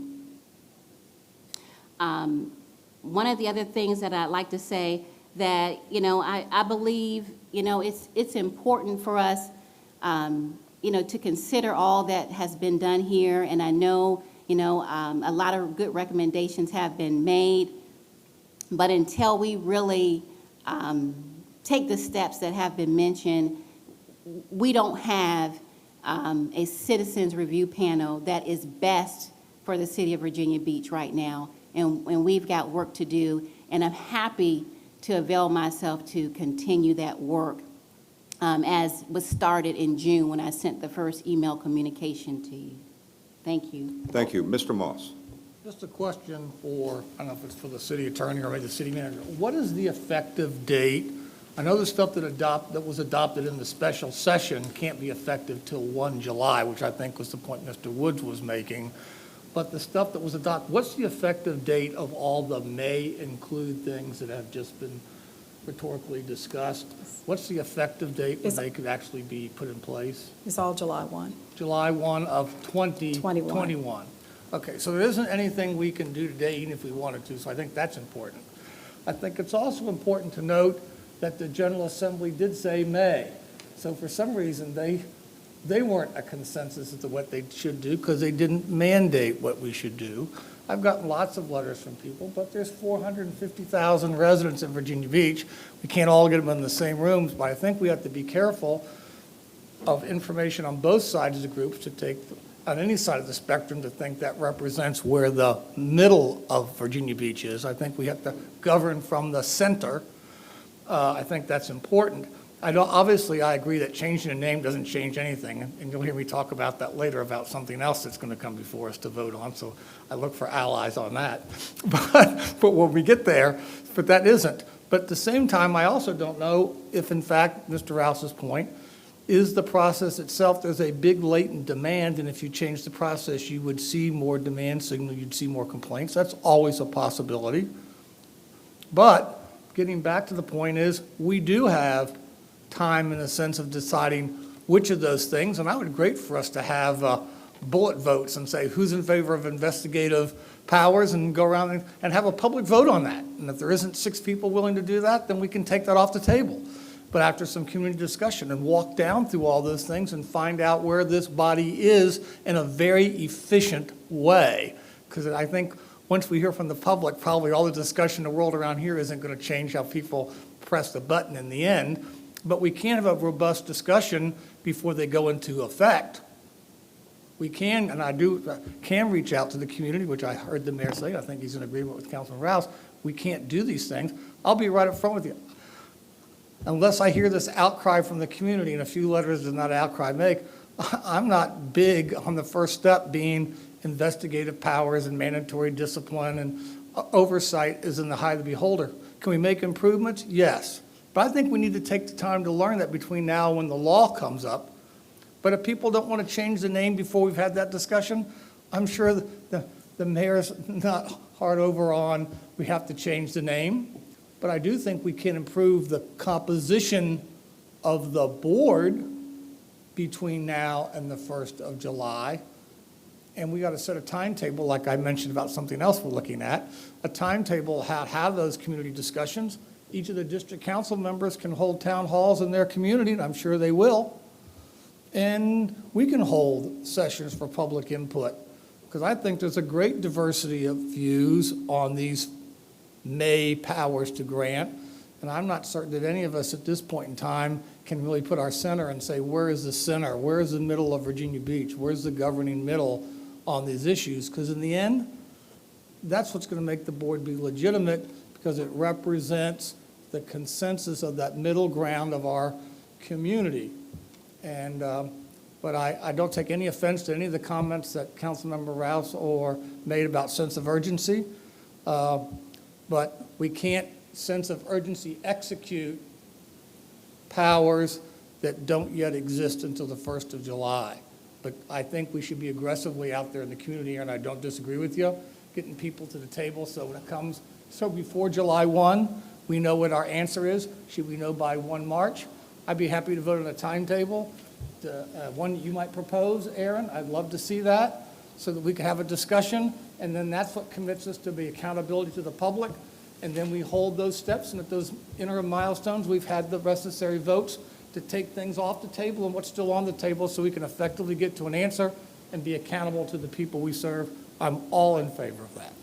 To quick reply to Councilmember Moss, I think in my remarks, it wasn't a sense of urgency to execute our powers. I think my remarks was a sense of urgency to bring in our stakeholders, our bodies, our council, our communities, our police officers, as well, to figure out what do we want to execute? How do we make this board a legitimate one, and one that we come to conclusions together? I think you're right. I think we have to find a center throughout our city, and that's what the sense of urgency I'm looking for. So thank you. Ms. Wooten. And I'd also like to say, we certainly can, and sounds like we will, focus on the things we can do now, and rather than keep saying, well, we can't do anything to July 1st. There's some things we could do now, and part of that piece is getting the public involved. And I have had a conversation, with some members in the community about having a facilitator come in. I believe it's the group called NARCO. There's a letter that was sent out to all of us about having that facilitator come in. I've had a conversation with the city manager about it. That's something we can do now, and it can be a community discussion, and citizens can come in and voice their opinion. And then we can also get public comment by putting this matter on the agenda and having the public come out, as they've been requesting, to state their opinions on what they want to see. We can always do that. So I like to focus on what we can do now, not continuing to say, well, we can't do anything to July 1st, because we can do some things, and we can have a plan of action ready and available, so when the time frame comes, we're ready to kick and roll out that resolution that's comprehensive, that includes citizens' input, as well as other community stakeholders. And so that's what I would like to focus on, more of doing and less of saying what we can't do. Thank you. Okay, thank you all. And just as a capstone, please understand my intent was this, to bring it forward because there was a summer of discussions that we've had, and I said we would bring it forward to at least, start the process going. This is a tough, emotional situation that we have right now, and I concur with Mr. Moss that there are a number of different ways to do that. But I did want to at least bring it forward, and be assured that the manager, the police chief, and I, along with Mr. Wood, had discussions, and the things that we are able to do at this point are in the process done to at least improve the process. But once again, today, this was the first step in a journey, and I thank you all for your conversation. Thank you. Okay, Mr. Dehaney, move. All right, Mr. Mayor, members of council, the next item will be a preview of the new redesigned virginiabeachgov.com website. The presentation will be given by the Director of Communications, Julie Hill, and also Jason Hall, who's the webmaster for the city of Virginia Beach.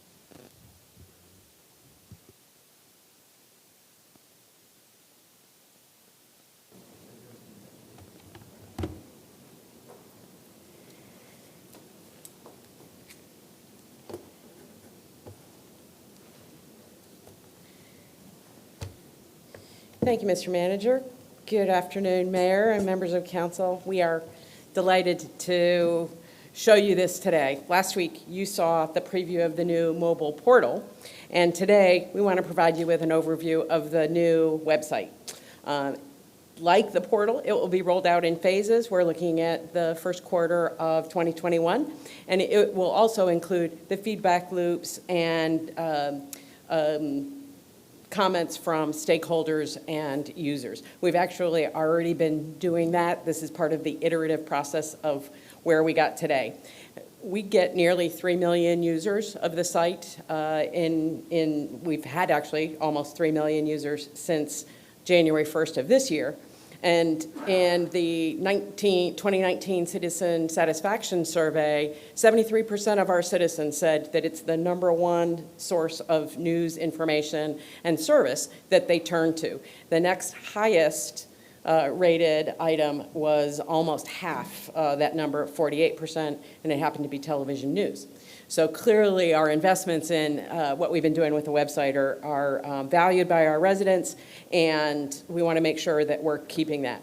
Since 2011, the city has used a platform called SharePoint that comes out of the box with Microsoft, that even Microsoft would tell you their platform was not designed to be an internet. It was always designed to be an intranet, and it never evolved with the kind of functionality that we really need, especially in 2020. And that is of our department stakeholders and of our citizens as well. So you might, I'm going to show you the current site in order to make sure that you have a full appreciation for the new one that you're going to get to see. It is a real challenge for us. It's something that we've been wanting to do for a long time. What hustled us up is that Microsoft is actually going to stop supporting this next year. So we accelerated a process a little bit. We're able to get some funding. We did issue an RFQ for looking at what a new content management system would look like. And you can easily spend, and many organizations do spend, hundreds of thousands, even millions of dollars on a website. And after looking at them, we actually got responses from some of them, but we also looked at some other options. And what we landed on is a product called Craft. It is a $299 investment on the front end for us and a $69 a year renewal. So it's a really cost-effective option for us. We did procure services on the architecture, on the infrastructure, on the design. So we are front-loading some of the costs. We got a CIP approved, $275,000, and to date, I think we've used about $147,000 on the design, the infrastructure, the architecture that you're about to see. The key to this is a reimagining what the website is supposed to be, not just an electronic bulletin board, but a real tool for service delivery and what people can expect from us. So much like the mobile portal, we are focusing on the kinds of business that people would be able to do with us, and then also look at some of the other ease of use options that we might be able to offer people. So the current site, as you know, and I heard some of the comments about the current site, so just wait. You'll get to see. It is dense. Everybody wants to be on the home page. Everybody wants to be on the front, and we can't always do that. So I'm showing you this in order to make sure that I give my colleague from Information Technology, the webmaster, Jason, a really great platform, because he gets to show you the brand new site. Couple of things to keep in mind. I'd encourage you to look at those two monitors, because it won't do, because this projector won't do it justice on the big screen. People at home will be able to see it in high definition, so that's helpful. And there's a lot of placeholder information in there right now and text. So if you see something that's old or you see something that's weird, it's only for placeholder as we continue to build out the site. So you're going to see that it goes far beyond the mobile portal, but incorporates that very, very nicely. So with that overall introduction, I'm going to turn this over to Jason, and he is going to give you a tour of the new site.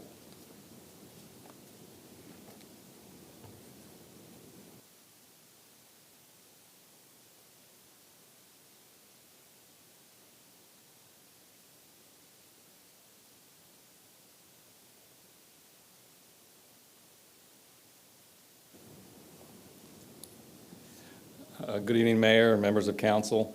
Before I show you the new site, I did want to throw a little disclaimer in there that what you are viewing, like Julie mentioned, this is our development site. So we're still in the development platform. Nothing is live. You will see placeholder content. You will see placeholder images. The plan for launching this is a phased approach. So phase 1 of virginiabeach.gov, we are looking at a target launch date of March of 2021. And with that, what we will migrate from vbgov.com will be the top level content, as well as some smaller departments, as well as city council news releases and events and things like that. Phase 2 of this release will be later in that year, and that will be focused on migrating department content, as well as some other services that we're trying to do, where we're allowing citizens to subscribe to specific sections, subscribe to specific content, and when those areas change, the citizens will receive notifications through either text or email to let them know that things like the stuff that they have subscribed to has changed. So that's a phase 2 approach. Phase 3, we'll start incorporating data and dashboards, things to that nature that we can include in the site. But for the March 2021, we're really at top-level navigation as well as some smaller departments. So with that said, I will go ahead and show you the new virginiabeach.gov. And like Julie said, the monitors or the screens will do this site a lot more justice than the projector. One of the things that the citizens had responded through our forms as far as offering suggestions or help is they said that they wanted to make a more prominent search, something that they can find and use And with this new design, that's the first thing the citizen will see now. With the video backdrop of virginiabeach.gov, there is a big search box basically asking the citizen, what would you like to know today? What do you want? But before I go into the search, I do want to talk a little bit about our navigation. Typically in a municipal website across the country, you will see a navigation that's pretty much consistent with business, residents, visitors, government, and so on.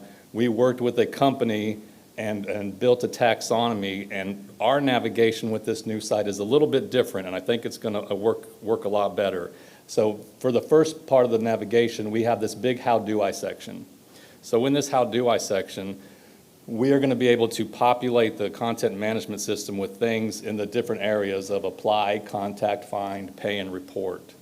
So this navigation will be populated with items. What you see in here now is just like Julie mentioned, just placeholder context for now. When we start training Julie's team to add content, they will go in and actually add more navigation items to the how do I. We have services. We have categorized services into 10 or 15. We can add more or less, and with each category, there is an expanded menu where we can add more services based off the category that it's in. We've added a new one called Experience, and Experience is more around visiting Virginia Beach, the attractions, the arts, the culture, the sports, the recreation. So someone that wants to come experience Virginia Beach, this is where information like that would reside. We're introducing a new area to the site with this release, with this new design, and it's called What's Up. And What's Up is really our communication hub, if you will. This will hold our press releases, our events, what's going on VVTV, what's on our social media outlets, what's being pictured through Flickr, or what's the word, what's the scoop will be a new blog site. We have City Hall, which is boards, commissions. This is where city officials and the mayor and city council information will live, as well as another one that was requested that we wanted, the citizens would want to up is jobs, careers. If you look at our Google Analytics, our careers site is probably one of the most hit sites on the current bbgov.com. So we decided to make that one of the top level navigations. And then I'll show you a little bit of a concept of My Virginia Beach. And it's similar to what you saw last week with Chris Golding and the mobile portal that he demoed for you. So with that said, I'm going to go ahead and scroll down the home page, and then we'll hit a couple other pages, and then if you have questions, comments, I would happy to hear them. So we do have a search, like I said. A little bit further down, we have this area called, it's basically our daily status. And what we can do is Julie's team can log into the content management system, and they can provide a daily status of things that they want our citizens to know. That's what's happening today. So for an example, on this site right now, it's saying that our parking meters are running on the off-season schedule, our buildings are running under modified conditions, the walk-in service for bulk item pickup is temporarily discontinued, and we happen to have a water main break on Virginia Beach Boulevard. And these will change daily, and this is something that Julie's team will go into and change.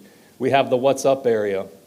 Again, this is our communication hub, but if this site was live today, this meeting would be streaming in this area right now. So we have the ability on the homepage to stream live council meetings, planning meetings. They also have the option to choose what video they want to display here, as well as showing what featured events might be coming up, as well as the latest news releases. We're also throwing up the latest pictures from our Instagram feed, as well as the latest tweets from our Twitter. We're given the ability for our citizens to sign up for our newsletter. The next area in here is popular services. The popular services that show here are based off the Google Analytics search terms. So as people are doing search terms, our SEO can go, our search engine we can actually populate what services show here based on the search terms that are being searched. We have a section on the homepage for City Council. This will show the next City Council meeting and any information that we want to display in links. We can put them here, whether it's the bookmarked agenda, whether it's the bios for each council member. We can populate this area with any of the information that council wants us to populate that with. And then the last area here is almost like a little, I don't want to call it a featured area, but it's more like if we wanted to maybe tout something. This necessarily doesn't have to show on the homepage at all. We can hide it, we can remove it. But if there's something that we want to get out to the citizens, we can use this spot here for to display that. Earlier I mentioned things about the search. So we do have the search at the top here, but we also have a search button here. And what I want to show you with this one is we have the ability to now, we can pop open a modal, we can give them a search, but we can also render different search tags based off search keyword searches too. So if I see something that I might like here, I can go directly to that site or that page from clicking this button rather than having to search for it. So we can render out different keywords or search terms or things that we know the citizen or the user is looking for, and we can take them straight directly to that piece of content or that page without having to search. I'll show you an example of a landing page for the site. So this is the landing page for services, and again, the content could be placeholder. But what I wanted to talk about here is the way this content management system works is that we have a matrix, and within this matrix, we can build specific blocks of functionality.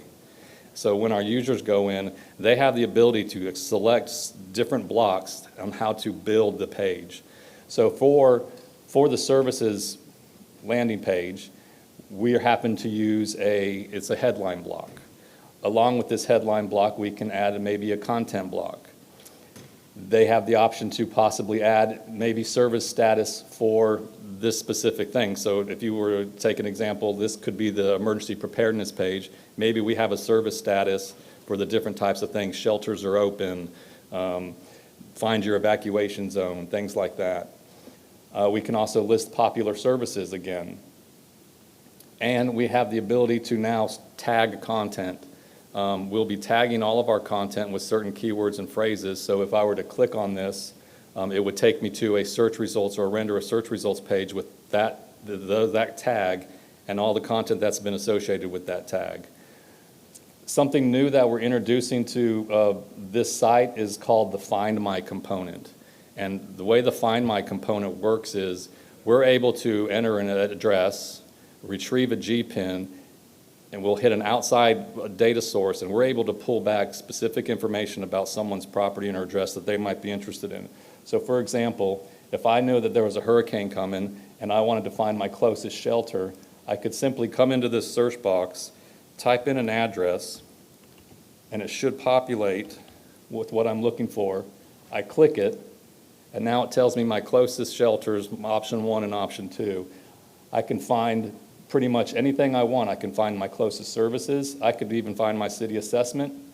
I want to find my evacuation zone. I can do the same thing. I type in an address, select it, and it's telling me I'm in evacuation zone D. So we have all these Find My components that we are going to be able to put throughout the site on different pages, wherever it makes the most sense. So I would imagine anything that's related to emergency preparedness or hurricanes or things like that, we would use the shelter and the evacuation zone component. Whether if we're on the real estate site, we might want to see what my property assessment is. So we can add that Find My component to that site. The What's Up area is something new. And again, it's really our communication hub. We're going to show VBTV Live with featured videos and or live videos either through council or the planning commission. We're going to show latest news. We're going to show upcoming events. We're we're pitching something new that says, hey, we love seeing your work. If you want to have your work possibly submitted on our site and shown, here's a way to do it, as well as any social media and a did you know option. But within What's Up, I have the option to look at news releases. I have the option for events.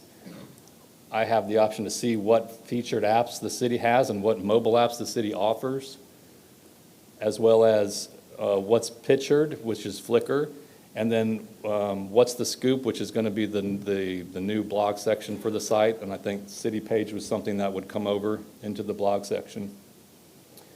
Last but not least is this myvirginiabeach.gov area. And like I mentioned earlier, you did get a demo last week from Chris Golding on his mobile app portal. This is the same concept, and what we're hoping in phase one of this is if I were to type my address or a address, I have pretty much a one-stop shop that shows and gives me all the information that I want to know about what's near my address. And phase one of this launch is providing information to the user is non-authenticated information.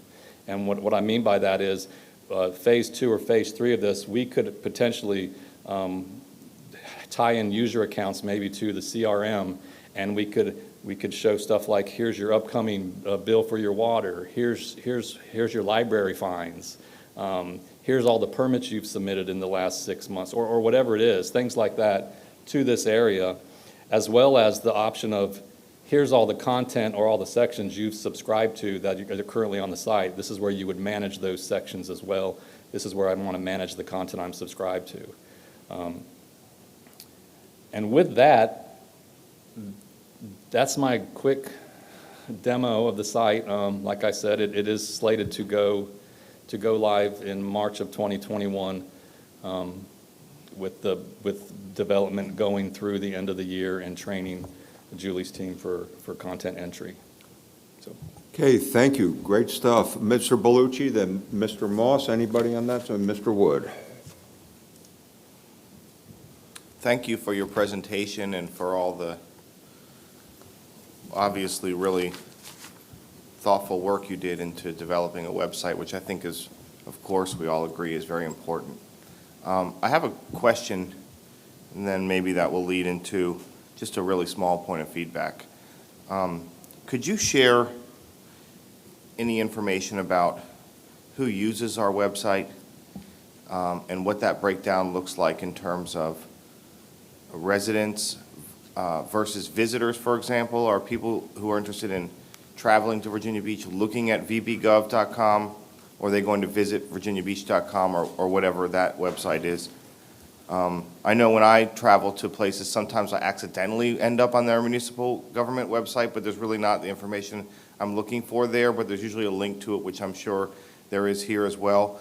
And then, so I guess what's the breakdown between residents, visitors, people from other cities, and media, people who are pulling those press releases and other things, if you have any information on that breakdown? Councilmember, because nobody has to let us know who they are when they come to the site, the best we can give you are the analytics, and it does tell where, like what kind of device people are using. We can get some geographic data, but I can't tell you the person who pulled a news release is a reporter versus a citizen. I think one of the beauties of this is our ability to actually get out of the sending business. If we post a news release, all you have to do is say, I want to subscribe to this page, so that anytime anyone wants one, all you have to do is when we post something new, it will be automatically sent to you as opposed to needing to sign up and be included. So I can pull a report that gives you all the analytics that we have about who visits the site and where they go. That's fairly robust, but I don't know that I can get it quite as fine as what you're hoping for. No, and that information, it probably isn't available, but I know that there is some pretty specific breakdown information about website analytics, and I would be really interested in seeing that just for my purposes, but I assume that you've considered that in the development of this website, of course, and what areas are being visited most often. But I'm really interested in, and we may not be able to get the information about residents versus visitors, and I'll tell you one of the reasons why. It's because we've been sitting here looking at the landing page for the last 20 minutes. And it's beautiful, and I really love it. And I know it can be frustrating sometimes when you've spent a lot of time developing a really substantive project and then someone comments on the style. But I'm going to do that for a minute, if you'll just indulge me. The videos that are playing here are really, really nice. I assume they may be placeholders, and certainly you're able to add more. And one of the reasons I'm saying that is because, of course, Virginia Beach is a very expansive community, and we have wonderful neighborhoods, parks, so much more than is represented by the resort and Rudy Inlet, which is shown here. And I'm hopeful, no disrespect to the resort or Rudy Inlet, but I know particularly if residents are visiting the site, it would be nice, I think, for them to have their neighborhoods, their communities, their parks, their amenities more completely representative of our city, and I'm sure you agree. And I'm probably just haven't gotten there yet, but we've just been looking at this on loop for a while, and that came to mind. Thank you. Ms. Abbott? Thank you. Well, I cheated a little bit and I grabbed your hyperlink so that I could. I knew you would. So I could feel it, because looking at a website, of course, is one thing, but the website is about the experience. So I'd like to compliment you on the feeling I get. This is 100 times better than the feeling I get when I go to the city website today. So I like the feeling. It does seem to roll, and it feels like things make sense when you go to the drop down. I like the how do I think that's I think that's very intuitive to what our everyday citizen thinks of, and I really like that the bill pay features are a little more prominent. I can't stand paying my water bill on the internet as it is today, so much so that it's the only bill I have set up for my bank to take care of for me. So I'm really glad, and I hope we can improve that bill pay part of that as well. I don't know if that's really in your domain, but just kind of something that I noticed. I like the contact us and the quick links. I think, obviously, I'm sure those are just because I'm looking at it the way I want to. I'm sure that there's going to be more that. Yes, there will be. But I think that those should be a little more, have more than just what's there right now. I like the live chat. I think that's also really, is that going to be a true live chat, or is that going to be like? So we actually use live chat now. Oh, okay. With live person on bbgov.com. We are switching to a new live chat system, I believe, February or March of next year, which will be through Salesforce. But there will so be, it'll be through Salesforce. There okay. will be live chat, and there is live chat now, and this site will have live chat. Now, is the live chat initially a computer prompting you, or is it an actual person? If a representative from 311 is logged in, Okay. there will be a live chat representative Okay.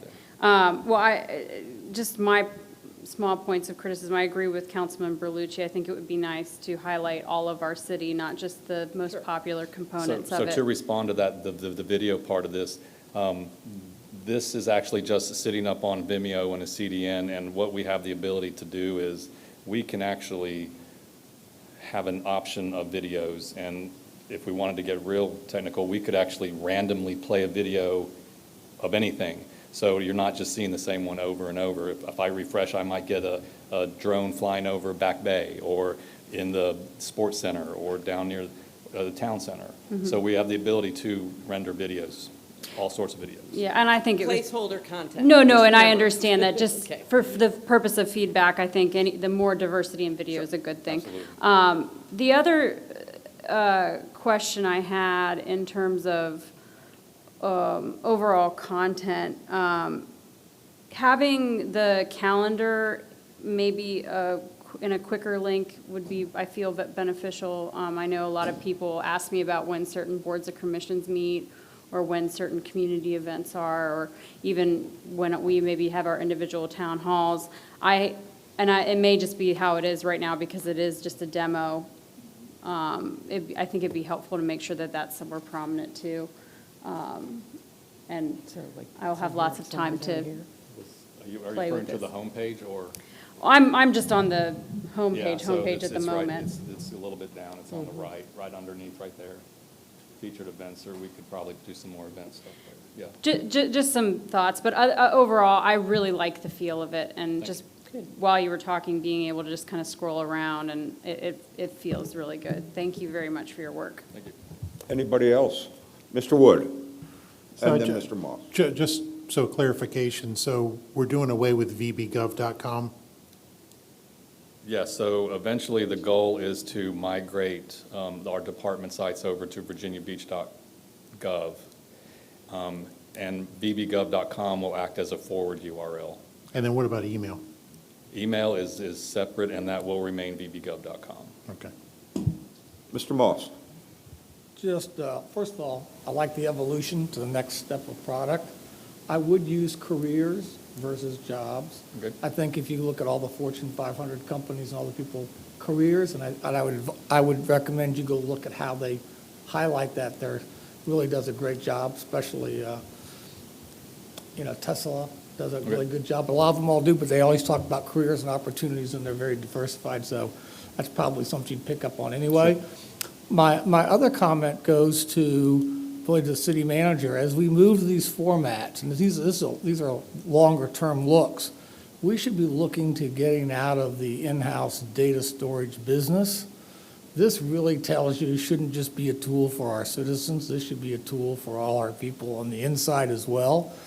And the more we push stuff to a cloud, to the private sector to operate and look.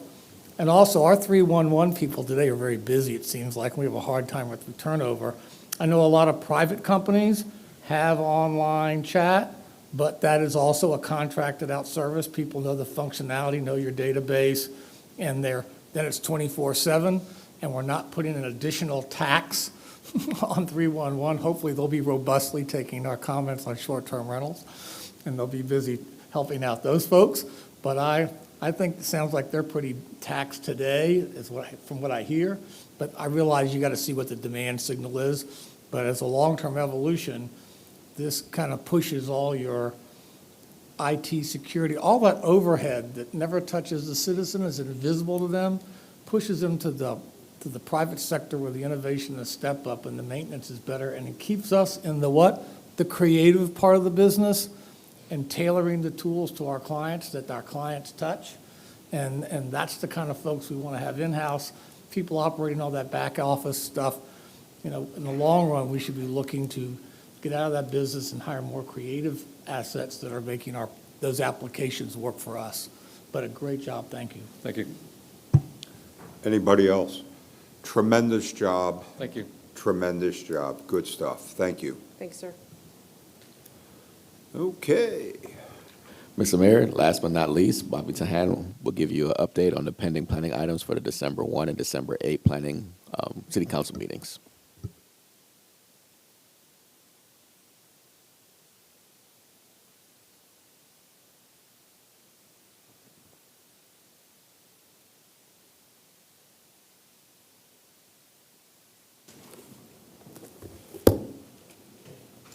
Good afternoon. I'm Carolyn Smith, the planning administrator. It's been a while since I've been up here. And Bobby Tahan and I will both be giving you a real quick overview of the planning items that are scheduled for you on December 1st and December 8th. There are 9 applications scheduled for December 1st, all of which are recommended for approval by both the staff and by the Planning Commission. The first application is a request for a conditional use permit for a religious use for a new church along Indian River Road. The proposed contemporary building will be approximately 7,200 square feet, and it's designed to have seating for 185 parishioners in the sanctuary. A religious use in a freestanding building does have a 3-acre minimum lot area requirement, so as this site is only 3/4 of an acre, they will be requesting a deviation to that standard. The church does believe that the site is appropriately sized, as they do have a rather small congregation. Their growth is planned to be accommodated by staggering Sunday services, with at least 1 hour in between each service, so it will allow for the parking lot to empty. I should note that the 37-space parking lot that's shown on their concept plan does meet the minimum parking standards of 1 space for 5 seats in the sanctuary, and the Planning Commission did place this on the consent agenda recommending approval. Item 2 is a request. I have a question. Oh, sure, I'm sorry. I'm sorry. No, so what is the purpose of the 3-acre minimum if the parking is adequate? So it's adequate for the size generally that they are at the moment. And the 3-acre requirement was really put in place to provide opportunity for growth over a certain amount of years. So whether that 3 acres was scientifically determined or not, I would say likely no, but it was a standard that we put in the zoning ordinance some years ago so that folks would be aware of, if you're going to really grow, which most churches really do want to grow, that these smaller sites might be a little bit too confining for you. They did speak to the adjacent property owner about doing some shared parking, and it became a bit cost prohibitive for them. So what we worked out with them was they agreed to a condition that when they do get to having more services on Sunday than just the one, that they would have an hour in between to allow the parishioners to leave the parking spaces. So at least in theory, they have enough parking for the seats that they have in their sanctuary. Correct. So even if they added services, theoretically, they should always have sufficient parking. Right. Great, thank you. Oh, you're so welcome. Item number 2 is a request for a conditional use permit for an outdoor batting cage in the applicant's rear yard. This property is located in the Lakeview Park neighborhood. The batting cage will be used by the applicant's children as well as family friends, and it will not be open to the general public. The over 1 acre parcel has plenty of room for the structure, and it will be unobtrusive from the right-of-way or from adjacent properties. And there's really a significant wooded buffer on the neighbor's property that's to the rear, who is likely the most impacted from this structure. And they did provide a letter of support, and staff also received a petition of support with 4 signatures from adjacent property owners. And the Planning Commission placed this on their consent agenda as well. I want to ask a question about that, because it just, I can see if people are coming to use it, you know, from the outside. I don't know why this even needs a CUP. If it's, I mean, I can build a tree house in my backyard, right, that's bigger than this without a CUP, I would guess. But I'd just like a little background. Maybe if the city attorney can give me some background on it later, and I don't want it to go the way of permanent makeup, Mark, that I always talk to you about. But I just think some of these CUPs that we do just maybe probably don't necessarily need to go to this level. We have that debate often in the office, whether it's a tennis court, a basketball court. Is it a full court, just a half a court? Is it the basketball court that you roll out to the end of your driveway? How big of a skateboard ramp? What about a trampoline, a swimming pool? So it's not an easy question, and I'd be happy for the city attorney's office to weigh in on that.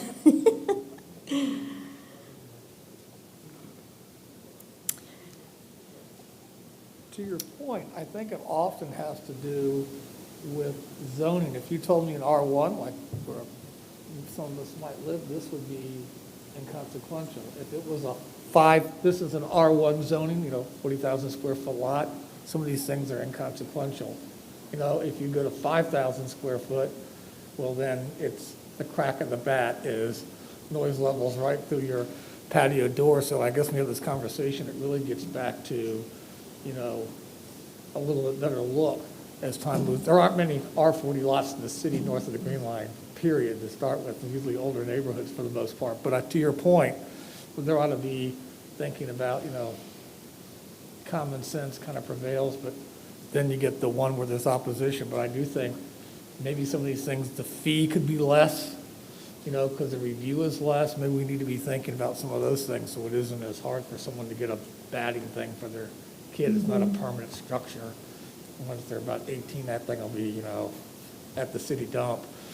But anyway, I do concur with you, Jim. Yeah, those are really great comments, so we will keep that in mind as we move forward looking on into that. Item number 3 is a request for a conditional use permit for an assembly use at the oceanfront. And this is property along Pacific Avenue that's zoned oceanfront form-based code. It's the second floor space that is proposed as an indoor event venue, so they are planning to host weddings as well as other large events. The site is adjacent to mixed retail uses, and it's close to the boardwalk and the beach, so we think it's really well sited here. And it's also near other resort-oriented activities. And while there are only 8 parking spaces associated with this unit, there is no minimum parking requirement for this use at this location under the form-based code regulations. So we expect that guests will be walking from local hotels. There's on-street parking, there's parking within the municipal and commercial parking lots that are very close by, or they might also use ride-share services. And there was no known opposition, and this was also on their consent agenda. This applicant is requesting a modification of conditions to an existing conditional use permit for an indoor recreation facility at the busy corner of Virginia Beach Boulevard and North Witchduck Road. As the 2014 City Council approval indicated a very specific site layout, in order for them to construct additional buildings on the site, they need a modification to that condition. And they're proposing to construct about 17,000 square feet of new retail and a restaurant use. Good question. Okay, Mr. Ward. And I see there's a 61 space parking deficit. I mean, there's parking problems there now. I'd be interested to see how they're going to address that, especially adding a restaurant that's going to draw a lot more parking, because there's precious little parking there now. Mr. Moss. That was one of my questions, but another one I just wanted to point out with observations. I know in our planners, strategic growth areas, we're going to put everything 10 feet from the street because of all this pedestrian use. Well, if you look around the city, that Walmart that's a football field foot long with no openings on Virginia Beach Boulevard, it's just a wall. If you go down Bonnie Road, you notice what's 10 feet from the street is not the building, it's the parking garage, it's another wall. If you look at this layout, this is another wall at road. I'll just point out this 10 foot from the street that we've adopted that creates these canyons of shadows is not delivering pedestrian access. This is basically turning the shopping center inward, and the back of the shopping center, it's prettier, it's not just cinder block, but it isn't pedestrian generating. And so our policy objective is not being achieved. So as we look at the comp plan, if nothing changes, then this should be abandoned, because we are not getting the output that we were promised that we were going to get when those changes were made. And you can't find anywhere in the city, whether it's the REI building or it's up the shopping center up on Old Little Neck Road and the Boulevard, it's all the backs. It's all the sides. It's all solid. It's all concrete with some fake windows. So we need to think hard about what we're really achieving with this policy. One more thing, on the proposed eating and drinking establishment, that does not have a drive-through, hopefully, or does it? It's kind of hard to tell from the site plan. I don't believe that it does. Do you know who it is? We can bring some more clarity to that question. So I would say that we did analyze the layout of this property. Despite the fact that they could build these structures on this property if it were not for a condition associated with the indoor recreation facility, that's in another building. And so in our view, we felt that bringing the buildings to the street was consistent with the recommendations of the plan, and that what we asked for was pedestrian connectivity from the sidewalk into the site. So while it might not be enhancing pedestrian connectivity throughout that area, it's providing a safe way to travel while you're in the site. And yes, the development proposal does create a deficiency of 61 parking spaces, and a Board of Zoning Appeals variance would be required, and the applicant is aware of that requirement. According to the applicant, no more than 100 of the available 269 parking spaces are ever used on a daily basis. No direct access is provided to the adjacent residential neighborhood from this site, so we felt that that was a plus, and it's something that the Board of Zoning Appeals may also take into consideration, that it'd be more difficult to park off-site in a neighborhood that might have some negative impacts on those folks. So, I'm sorry, one more question. It also appears, though, that the parking on the north side of the building is shared with an automotive repair shop just north of that, because I've seen cars that are parked there going back and forth. Is there some sort of cross agreement, or is that just happens? So there's 2 indoor recreation facilities operating there now. It's an indoor shooting range, and then there's an axe throwing place. Some of the trucks, are you seeing trucks? I'm sorry, if you go to the extreme north of the plan, that parcel next to it's like an automotive or something like that repair? Oh, off the site. Yeah, right. Okay. But the parking at the northern end of it seems to often have vehicles that are associated with that use there, and I didn't know if there was an agreement or if that just kind of happened. Yeah, I'm not aware that there is an agreement, but if they're short on their parking and they're going to the Board of Zoning Appeals, they need to make sure that that's not the case. And the Planning Commission did place this on their consent agenda. Item number 5 is a request for a conditional use permit for a home occupation on a 58-acre parcel that's located in the Princess Anne District. The applicant proposes to harvest and sell up to 5 trees a year of specialty wood. So it's the processing and the selling of the wood on site that necessitates the use permit. Wood will be sold by appointment only, and it's likely to specialty crafts people who turn the wood into furniture and other specialty items. Staff received 3 letters of support, and there is no known opposition. I have a question. Yes, ma'am. Finley. These trees are to be harvested from this site? Yes, ma'am. What is the variety? He just said specialty wood. It takes a long time to grow a tree, so he must have bought this particular parcel with these particular trees in mind. So what is it that he's harvesting? You mean what species of trees? Yes. I do not know the species. I don't believe we asked him that question. The trees will be harvested by hand, and there will be no machines to pull them out. They're going to be doing it by trailer.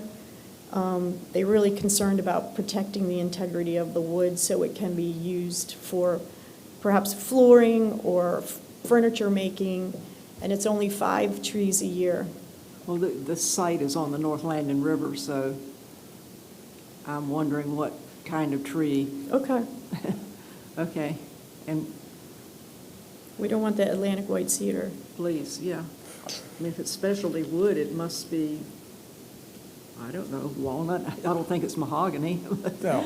Yeah, I'm just wondering what's growing Sure. there besides pine and gum and oak. Okay. Mr. Moss. Generally speaking, hardwood, which is especially hardwood, it's about 50 years is minimum maturity for harvesting to make your money. That's about what the time frame minimum is 50. So there must be some. But This is agricultural, correct? Yes, sir, agriculturally zoned Okay, property. well, my question is I could see the selling part, but I was surprised that someone couldn't cut trees on their own property and couldn't have a portable sawmill, because there's lots of them out there today, and couldn't timber and trim their own wood on their property.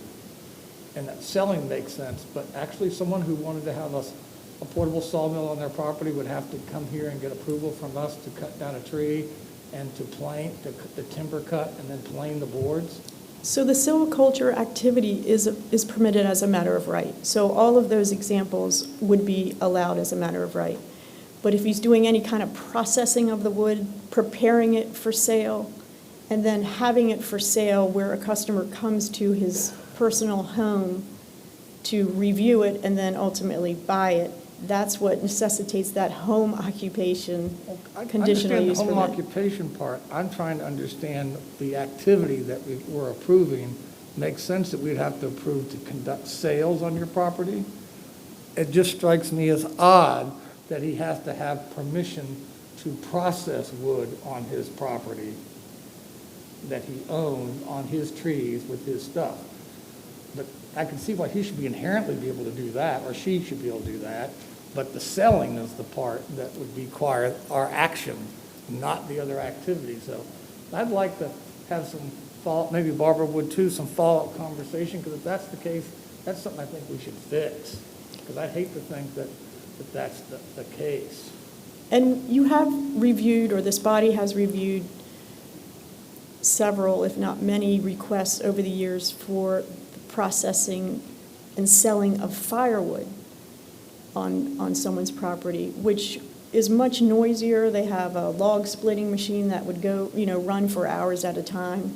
So this is going to be a, very quiet, very 5 times a year situation. So I just look at all these opportunities to look back and say, what we thought then isn't what we should be thinking now. And just, if it's adding value and we're adding value, then reviewing it makes sense. But if we're not adding value to the community by what we're reviewing, then we're looking at things that just take up people's time and our time and don't change the outcome. Thank you. Thank you. Item number 6 is a request for a subdivision variance on property that's just south of Salem Road along North Landing Road. It's very close to the intersection where the Great Barbecue was, just south of the Municipal Center in that turn there, for some of you old-timers like me. This parcel met all the dimensional requirements in 1973 when it was recorded by deed. However, during that time, to legally establish a parcel, a plat was required to be recorded. So just like the dimensional requirements in 1973, they also meet our current dimensional requirements. However, they do fall short on the density, which is 1 lot per 15 acres. We've seen this exact situation from time to time, as it was quite common for property owners to create properties by deed during the 50s, 60s, and then into the 70s. Vehicular access will be via Winston Avenue rather than the busier North Landing Road, and the elevation provided on the screen is indicative of what will likely be constructed, and there is no known opposition to this variance request, and that was on their consent agenda. Item 7 is an application for a conditional use permit for a beauty salon within an existing building on North Lynnhaven Road, and this is right across the street from the Kings Grant Elementary School. The zoning ordinance identifies a beauty salon as a conditional use in the office district, so the use permit is required.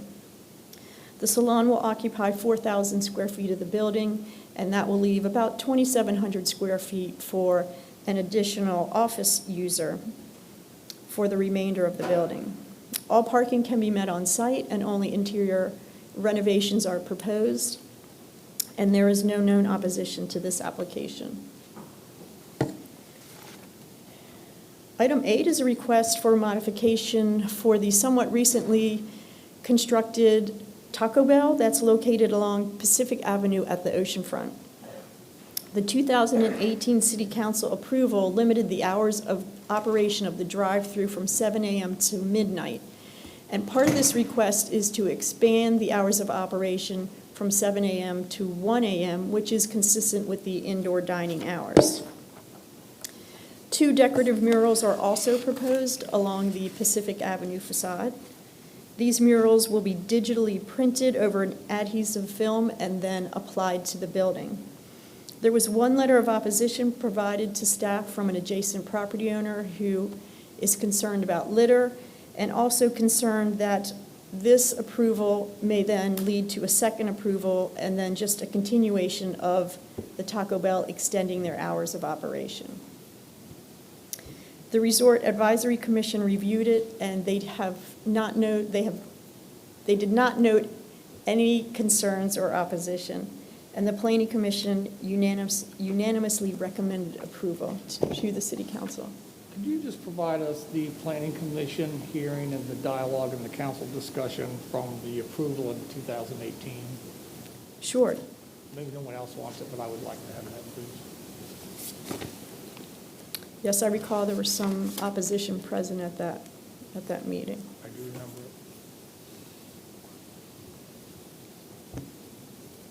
it. I'd like to see that too, Carolyn, please. Sure. Thanks. I believe we delivered their packages today. So December 1st, items are actually in your December 1st agenda at the dais there. However, we will forward that. Can we email it to you? We'll email it to you all Electronic tomorrow, is if that's just okay, Okay. from 2018. Thank you. Okay. And we can have a hard copy for you next Tuesday as well, but we'll get it out to you Thank you. tomorrow.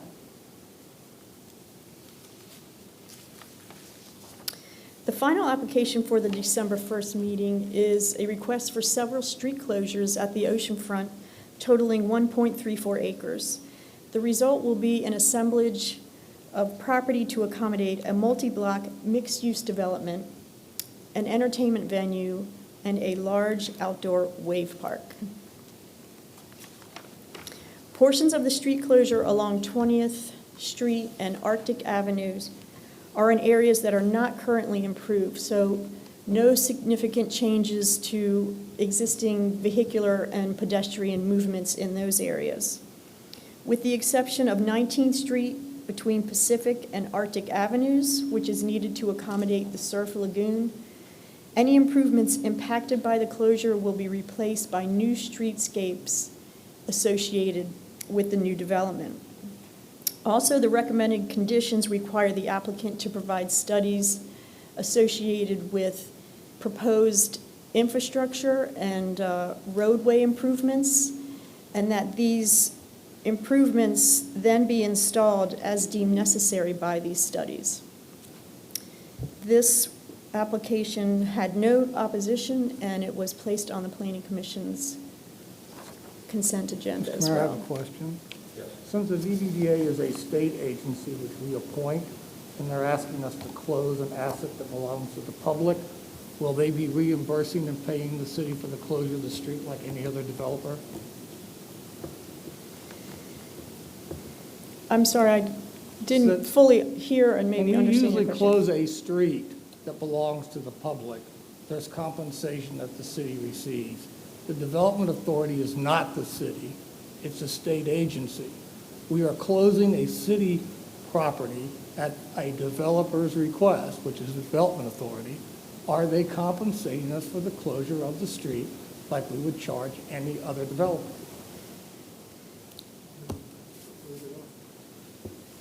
I don't believe that's part of the agreement now. Well, can you provide me that agreement and what policy we're not following with the city? I'd like to see that. Thank you.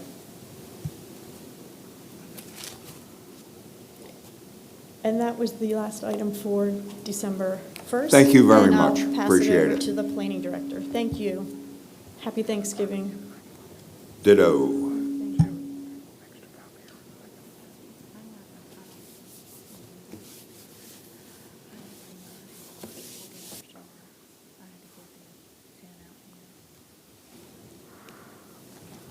How you doing, Bobby? Doing all right, Mr. Mayor, members of council.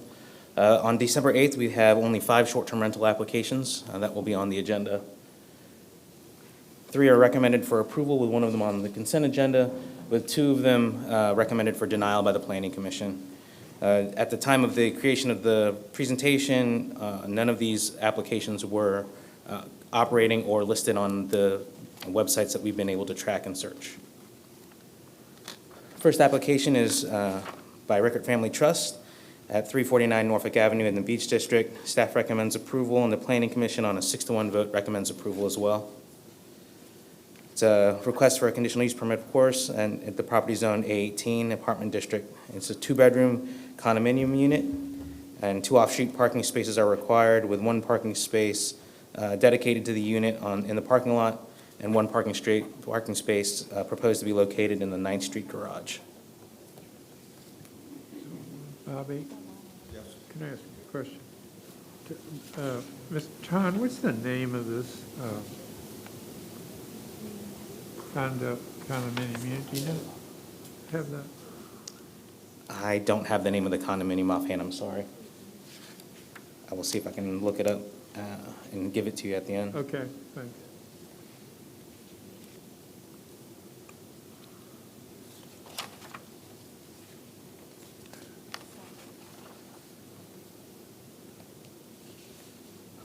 Our next item is by Erica and Melvin Atkins at 598 Pinewood Drive, Unit 205 in the Beach District. Staff recommends approval, and the Planning Commission on an 8-to-0 vote recommended approval as well. It's a 1-bedroom condominium unit in a complex with 1 off-street parking space required and 1 off-street parking space provided.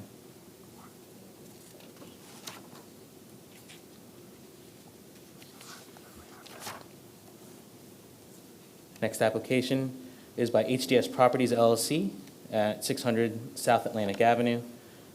Staff recommended approval. The Planning Commission voted 8-0 to recommend denial of this application.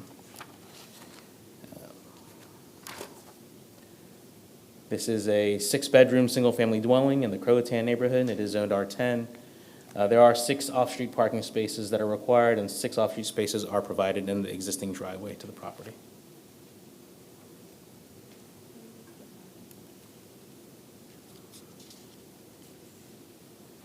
Item number 4 is by Rachel Dio in the Centerville District at 5528 Cabin John Drive. Staff recommended approval, and by 8-0 vote, the Planning Commission also recommended approval.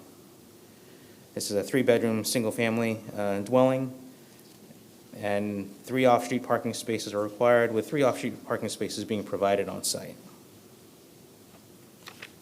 We did have 1 person come speak in opposition. It was the directly adjacent neighbor.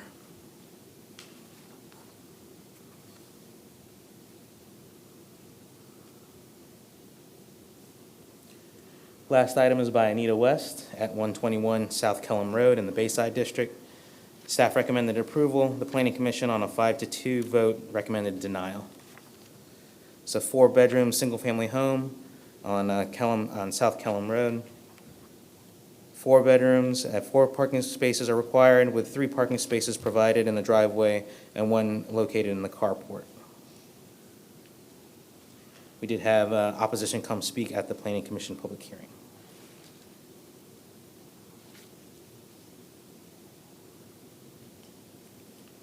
And that is the end of my presentation. Okay, Bobby, thank you very much. Okay, thank the council, the body, thank you. We are adjourned. Can I?